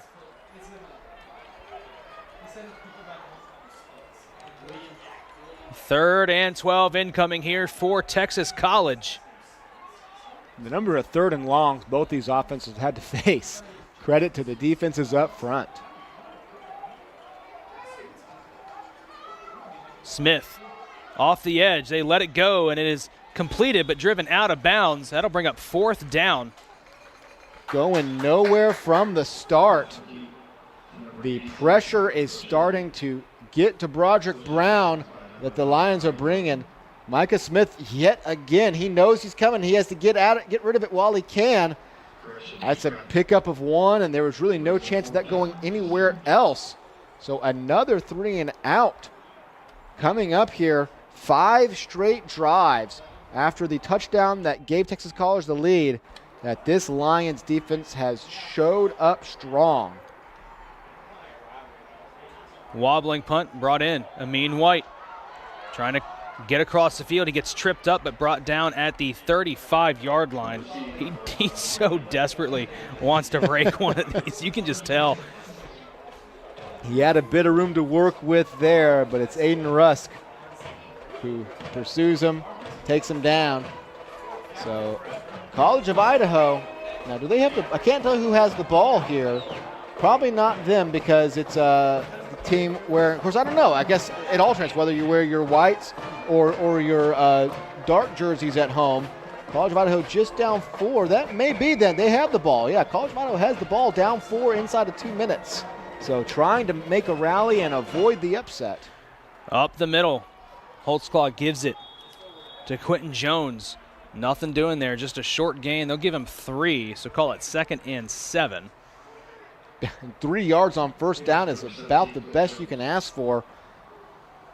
Quentin Jones has been the only other running back besides Judah Holtzclaw who's had any success, and that success is 3 or 4 yards at a time.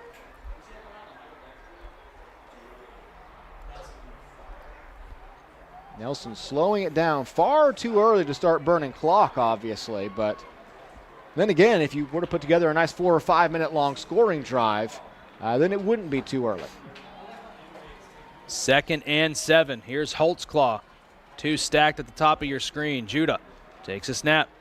RPO gets it to Fuller. Fuller keeps his feet, spins off a tackler, fights forward. Where are they going to mark him down? He's about a half a yard shy of the 1st down marker. What an incredible effort by Zach Fuller to take that in and keep his feet and make this 3rd and short. Texas College read it well. Fuller going up in the air and somehow keeping his feet at the 40-yard line. Pick up an extra 4.5 yards. Just shy. 3rd and inches here for Nelson. This is the time when you kind of wish you could go under center and just let your 6'5" quarterback lunge forward. Holtzclaw keeps it himself, faces immediate pressure, lowers the shoulder, and falls forward, and that'll move the chains for the Lions. 1st down, Nelson. Got the yard he needed. Nothing fancy here. That's a play the defense is considered successful on almost any other situation except when it's 3rd and half a yard. Nelson continues to let it go now somewhere. Now you are in a situation, if you can really put together a long scoring drive here, put another touchdown on the board, then the clock would immediately become a huge factor for the Steers. Holtzclaw takes the handoff, and he's met immediate pressure. It looked like it was an RPO and just wasn't there, but he got brought down for a loss of 2. Yeah, he looks outside right here, thinks about throwing it. I don't know if it was the man underneath putting his hands up in the air, Steven Ajabola, who dissuaded him from throwing, or if he saw maybe an underneath linebacker that was an issue, but he had to hold on to it And yet another negative first down play for Nelson. 2nd and 12 incoming here for Nelson. 2 stacked at the bottom of your screen. Holtzclaw takes a 2nd down snap and another weird exchange, and he ends up giving it, but it'll be brought down for another loss. And that brings up 3rd and 17. Maybe even 3rd and 18, but wow, it's just sniffed out perfectly by Texas College. That play felt like it was going in slow motion. The problem is you only have 2 receivers out wide there, and they're stacked for the screen, so no one in the middle of the field has to worry about them. If that's where he's going, well, they have no part in that play anyways. So just free man rush. Everybody's allowed to rush. You're counting on the 3 guys covering the outside play. The other 8 guys can all crash to the middle. And so you really need more receivers out there at this point to give Judah Holtzclaw some time to work. They call it 3rd and 16. Holtzclaw letting it go deep down the field, trying to run underneath it, and just can't get there. He was looking for his man streaking across the field, Jermaine Jones, and just about a half a step short of where that ball ended up. That is a practice makes perfect throw right there. Holtzclaw throws it where he thinks the guy may get to. He knows he's cutting across the field, heaves it up deep, but could not catch up to it in time. It would have been a touchdown had they completed it. But Texas College's defense shows up strong again. 2 drives now where a score would have made it a 2-possession game. They force the punt, and it's going to be another wobbler. Yeah, and it bounces off a Lion, so they won't get the last few yards of that one, as you heard the Texas College sideline. All of the get-back guys yelling as that one was a high wobbler. It will put the ball inside the 20. We'll see exactly where they mark it. Looks like they're going to mark it right at the 21, actually. So another punt. And Texas College takes over with 7 minutes to go. It has been a defensive showcase here in the second half. Absolutely. Nelson's defense up to the task ever since that opening drive touchdown after halftime. Have not allowed a score and have been very stout in stopping the run and keeping them behind the sticks. Here's Brown stepping up, taking off, throwing a stiff arm. He's got some room to run, gets tripped up. A beautiful open field tackle on the outside that time. That was Kenwan Valentine, bringing him down after a gain of 5. And I do think that some of it is bringing more pressure. The play I highlighted right before I was noticing it was a really big problem was when Brown was able to just sort of drift and half jog for 7 yards. It was getting too easy. The defense was playing it too safe. They've been bringing the pressure now and forcing Brown to make plays. He's able to pick up 5 there. 2 stacked either side here for Brown. He's going to swing it outside, trying to set up a screen here. Ducks past the defenders. He's got enough for the first down, moves the chains, and gets brought down at the 37-yard line. Another one of those plays where it feels like he's on the far hash, throwing it all the way to the other end of the field. Nelson, though, I think he identified Nelson was playing pretty deep. He had the time to pull it off, and they pick up the first down. It's one of those that if Nelson plays that one tight, A, that could be intercepted. B, it's definitely only picking up 1 yard. 1st and 10, new set of downs. 4 wide here for Brown. He's back to pass on first down. Pumps, faces pressure. Down goes Brown. A big sack that time for this Nelson defense. Jackson Spence gets in there and brings down Brown. Not something they've been able to do too many times today. No, but again, it's Micah Smith and Jackson Spence. They both get a hand on him. That might end up being a split sack. Going for a 6-yard loss. When you start facing pressure from both ends, there's really nowhere for him to go. That really is up to the nose tackle there then to stay at home, and he does. Doesn't give him that free rushing play up the middle. Big loss of yards. They'll hand it off here on 2nd and long, trying to pick up some yardage to make this 3rd manageable, but it'll be 3rd and 11 here for the Steers offense, maybe even 3rd and 10. It gets right back up to the shadow of the line of scrimmage, the original line of scrimmage. So 3rd and 10, 5 minutes remaining. This one is huge. 3rd and 10. Brown comes out 4 wide on 3rd down Keep your eye on Micah Smith right here. There he is. Sends a man in motion. He's back to pass, fading, throwing off his back foot, brings it in. Does he tap the toes? He does. Wow. A catch and first down on that far side. What a job by Brown, finding his man and moving the sticks. And the receiver has to sell out for this one. Spread completely out.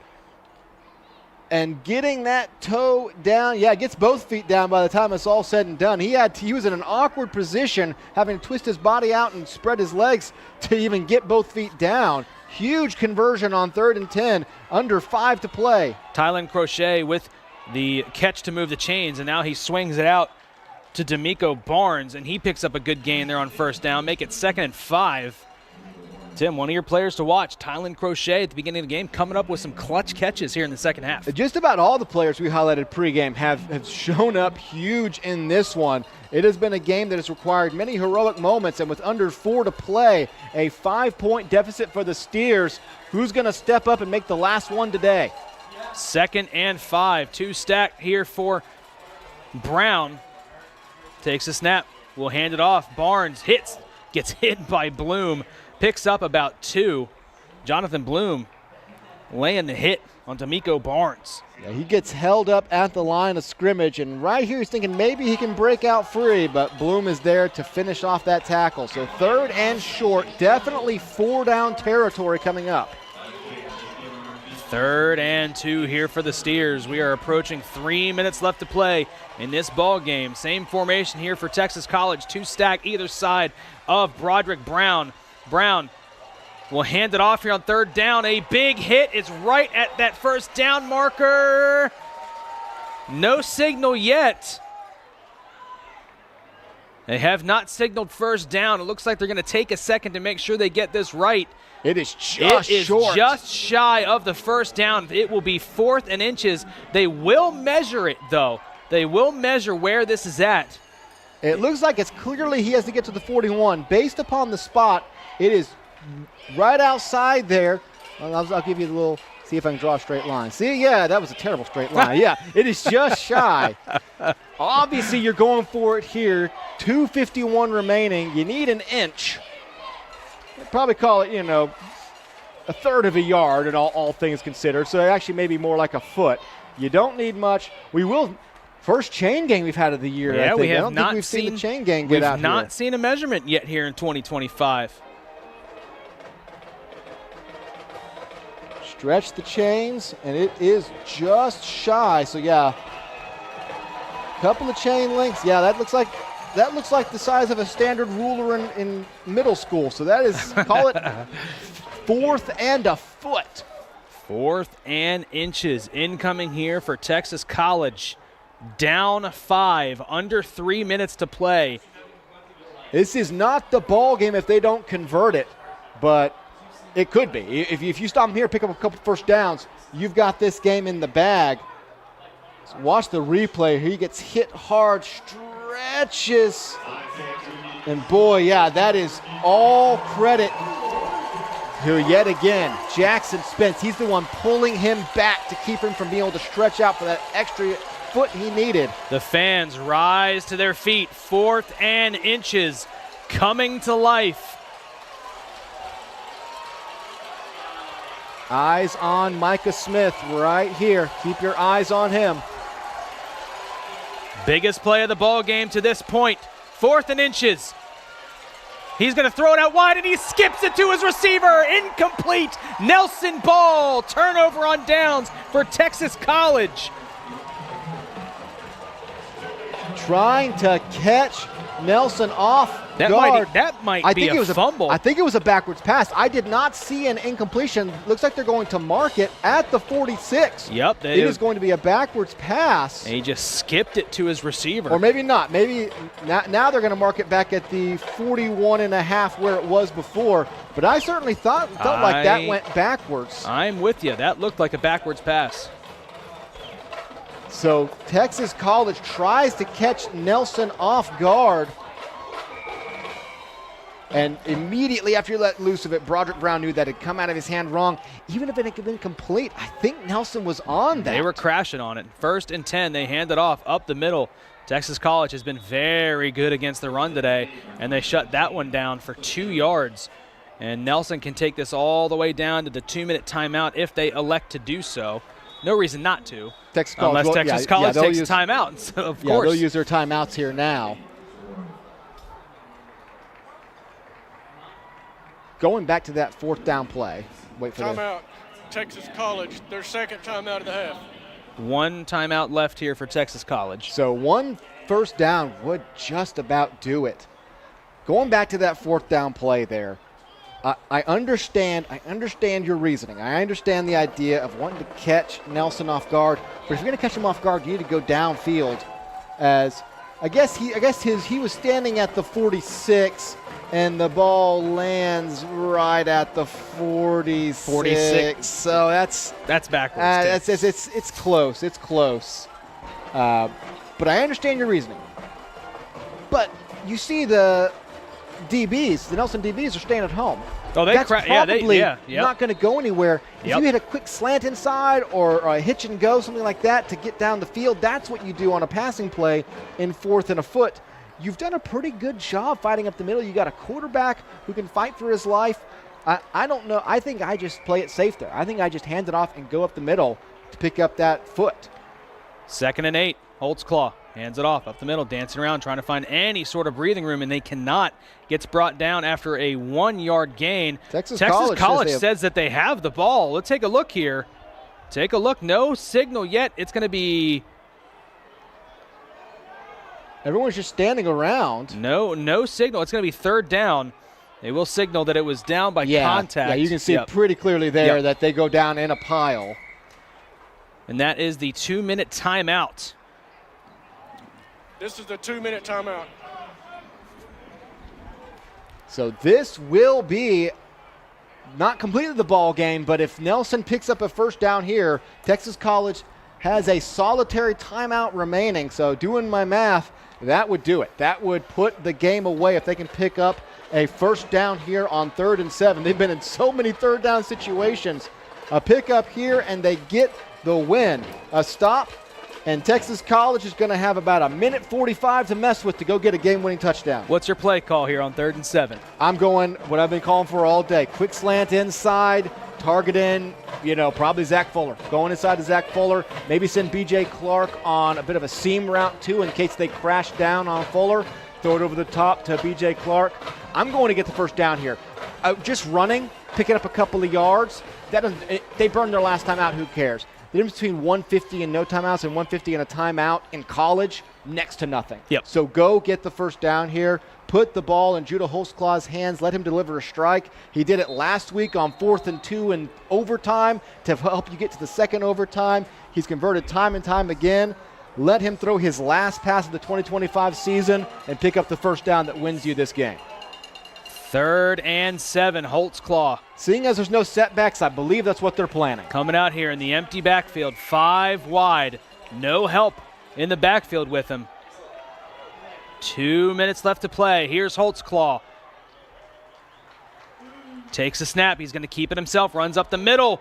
Keeps the feet moving. Judah Holtzclaw. Are you kidding me? That is insane. Was stopped for almost no gain and just kept his feet moving for the biggest play of the evening. First down, Nelson. Torrey Hawley has a hold of him, and somehow Holtzclaw breaks out. So I said put it in his hands. Well, they did. They said, here you go, big man. Run right up the middle. And so back-to-back weeks, it's Judah Holtzclaw taking the ball, running right up the gut to secure a Lions victory. What a run from Judah Holtzclaw. That looked completely stuffed. Texas College has shut down those runs up the middle all afternoon, as Holtzclaw will run with this one. No reason to do anything dangerous here. You pretty much have the game wrapped up as Texas College will use their last time out. Yeah, that looked like it was dead in the water, and we were about to be playing Monday morning quarterback on that decision. Wow. Instead, Judah Holtzclaw, can't say it enough. 6'5", 225. keeps those legs churning, breaks the tackle, and has seemingly sealed up a Nelson Lions victory on Senior Day, the final game here at home. Back-to-back thrillers against really your two longest-time rivals, the Langston Lions and the Texas College Steers. And I see them practicing down on the sideline. They're going under center for Yes. the victory formation. That's amazing. When you've spent 10 games in the shotgun, you need to make sure you get that quarterback exchange clean. That is literally amazing. We are watching our if you see it here at the bottom of your screen right there, our football ancestors would weep to see that a quarterback has to literally practice receiving an under center snap. That is how rare it has become with this team. Like, nope, no more shotgun. We've had some shotgun snaps go screwy. Let's not have that happen. Victory formation. And in case there's any doubt, Jonathan Bloom lines up in the backfield. In case there's a fumble and something weird happens, you need your best tackler out there. But that'll do it. That is the first snap. They got to take one more, and that should do it. The play clock just now starting. So they'll have to take another one. They'll have to have a fourth down play. Yeah, Texas rather. College is pointing out that the play clock was a little late to start, but it doesn't actually matter. The discrepancy between play clock and game clock as far as getting it to zero is like 15 seconds. Absolutely. So they can snap it here. A second or two didn't actually make a difference in how late it started there. They snap it here, and it is ball game. Nelson will walk away with a 26-21 victory over Texas College. And this very game Steers team, they came in and they were feisty from the get-go. Yeah, I mean, rallying from down 17-7, retaking that lead right out of the half. But then, how's this for the Nelson defense? Punt after the interception to give the ball to 42. Interception at the own 16. Punt, 3 and out, and then the last turnover on downs. A brilliant second half from the defense. As for the offense, well, after that interception, they went and got their only points of the half on a 60-yard touchdown drive to take the 26-21 lead right at the start of the fourth quarter, and that was it. It was all defense from then on out between these two teams to end with the 26-21 Lions victory. They closed the year out with a 2-game win streak. Hey, bright moment, beating two of your rivals. Moved to 3-5 on the conference. 3-7 overall, but for the games that matter the most, 3-5 in conference. Really the last 3 weeks, too. You had the game against Wayland that really you should have had in the bag, and it fell apart on you in the fourth quarter. You really could have been this close to finishing the year on 3 straight wins and a 500 conference record. You hung tight with our first games we saw here of the year against Ottawa, Arizona, and Texas Wesleyan. They did not blow you out of the gym at all. You were right there with them, putting up a great fight all year long against them. So not the record you were looking for. Not the record you were looking for when you started this year out, but you end on a high note. You're building for next year. You're thinking about what this team can emerge. And as I said pregame, if you ask this team right now, hey, you want to re-rack it and run these 8 opponents again right now, they'd say, let's do it. Let's get out there. Let's play these 8 opponents. We're not going to go 3-5 again. We're going to go 5-3. We're going to go 6-2. This team has really put it together, and you just kind of hope that creates the momentum that you carry into 2026 and get some, winning records back here in Lumpkin Stadium. But as it is, 2 absolute thrillers to end the season. Absolutely, 7 combined points separate Nelson from their opponents the last 2 weeks to get them those 2 wins. As the teams will meet, there's the high five at midfield, and Nelson will go in for their final on-field team meeting of 2025 under head coach Jared Hudgens. Judah Holtzclaw, what we really saw him do the last few weeks really does get you excited for next year. And, the offensive line did a better job blocking for him, giving him time to work with. The defense, really, what we saw them do, even last week, give up 50 points, you're not thinking, oh, well, that was a great defensive. But they stood up when they needed it the most. When they needed them the most, they made the biggest plays. Interception in the end zone last week from the 2-point conversion, and then the interception this week at their own 16 when it looked like Texas College was certainly about to take an 8-point lead and potentially start putting this one away. That's play of the game. Oh, absolutely. Jonathan Bloom, I mean, Holtzclaw puts up the big offensive stats, a couple of touchdowns, nice passing yardage, but Jonathan Bloom, after the week he had last week, 7 total tackles and a pick, but he couldn't have done it without Micah Smith. A sack, quarterback hit, 5 solo tackles, and he was the one that was coming free off of the edge, and Brown was forced to deliver that pass errantly, and Jonathan Bloom was there to pick it off, but then nice return by Bloom. So really a stand-up day from this defense. We forget there's 21 points on the board. Only 14 of those are because of the Texas College offense. 7 of those were ripped right out of Judah Holtzclaw's hand. It recovered in the end zone. So a nice end to the year for the Nelson Lions. Something to hang their hat on with 2 straight wins here at home. Well, this is the final football broadcast of the 2025 season, but don't fret. It is not the last Nelson University Sports Network broadcast. Upcoming next, the men's basketball team on Thursday, November 20th. The women and men's. Women's tip-off 6 p.m. against Langston, and the men immediately following. We're calling it 8 p.m., but about 20 minutes after the women's game wraps up, will be also against Langston. And then on the 22nd, a couple of days later, Central Christian comes to town, or we go on the road to Central Christian, 2 p.m. and then 4 p.m., or rather we do host Central Christian. Sorry, it is a broadcast on the Nelson University Sports Network. And then on the 24th, another one, a big rivalry there in the Sooner Athletic Conference. Texas Wesleyan comes to town. Women's, 6 p.m., men's, 8 p.m. So 3 doubleheaders here over the next week or so for the basketball teams. Always fun when we start to get into that basketball season. Football winds down, volleyball winds down, basketball starts to get into full swing.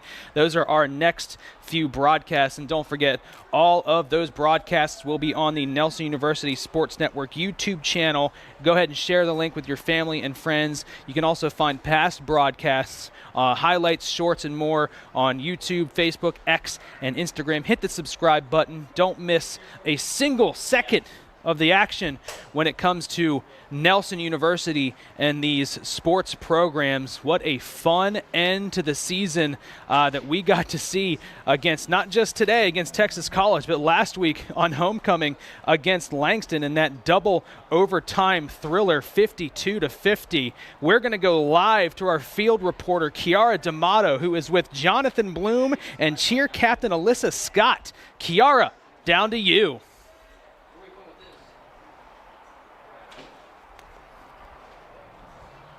During that play? Watch out. We were just coming down. We just the offense had just got a 3 and out. We needed a big stop for the team just to get them the ball back so they can drive down and get another touchdown for us. Alyssa, you have cheered for many games in the last few years. What's it been like cheering for the Lions? It's been such a great experience. There's so much energy, so much love on this team, and I'm just so blessed to be a part of this team specifically. Last of all, as you close out your collegiate career, talk to me about what it's been like playing under Coach Jared Hudgens these last few years. It's been amazing. It's been amazing 2 years for me. I can't be nothing but blessed. I want to thank God, and I want to thank Coach Hudgens for giving me an opportunity to play football one last time. Well, congratulations again. Back to you, Adam.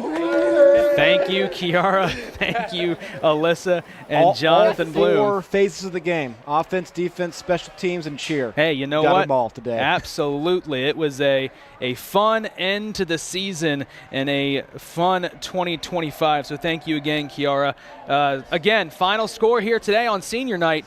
Nelson 26, Texas College 21. Just want to take one last chance to remind you that 90% of our crew is made up of students who are sacrificing their nights and weekends to bring you these broadcasts of the highest quality. We're extremely proud of this group of students and what they're able to bring you week in, night out. We just want to take one last time to thank them. I'm Adam Ferguson. For my broadcast partner, Tim Roberts, and our sideline reporter Kiara D'Amato.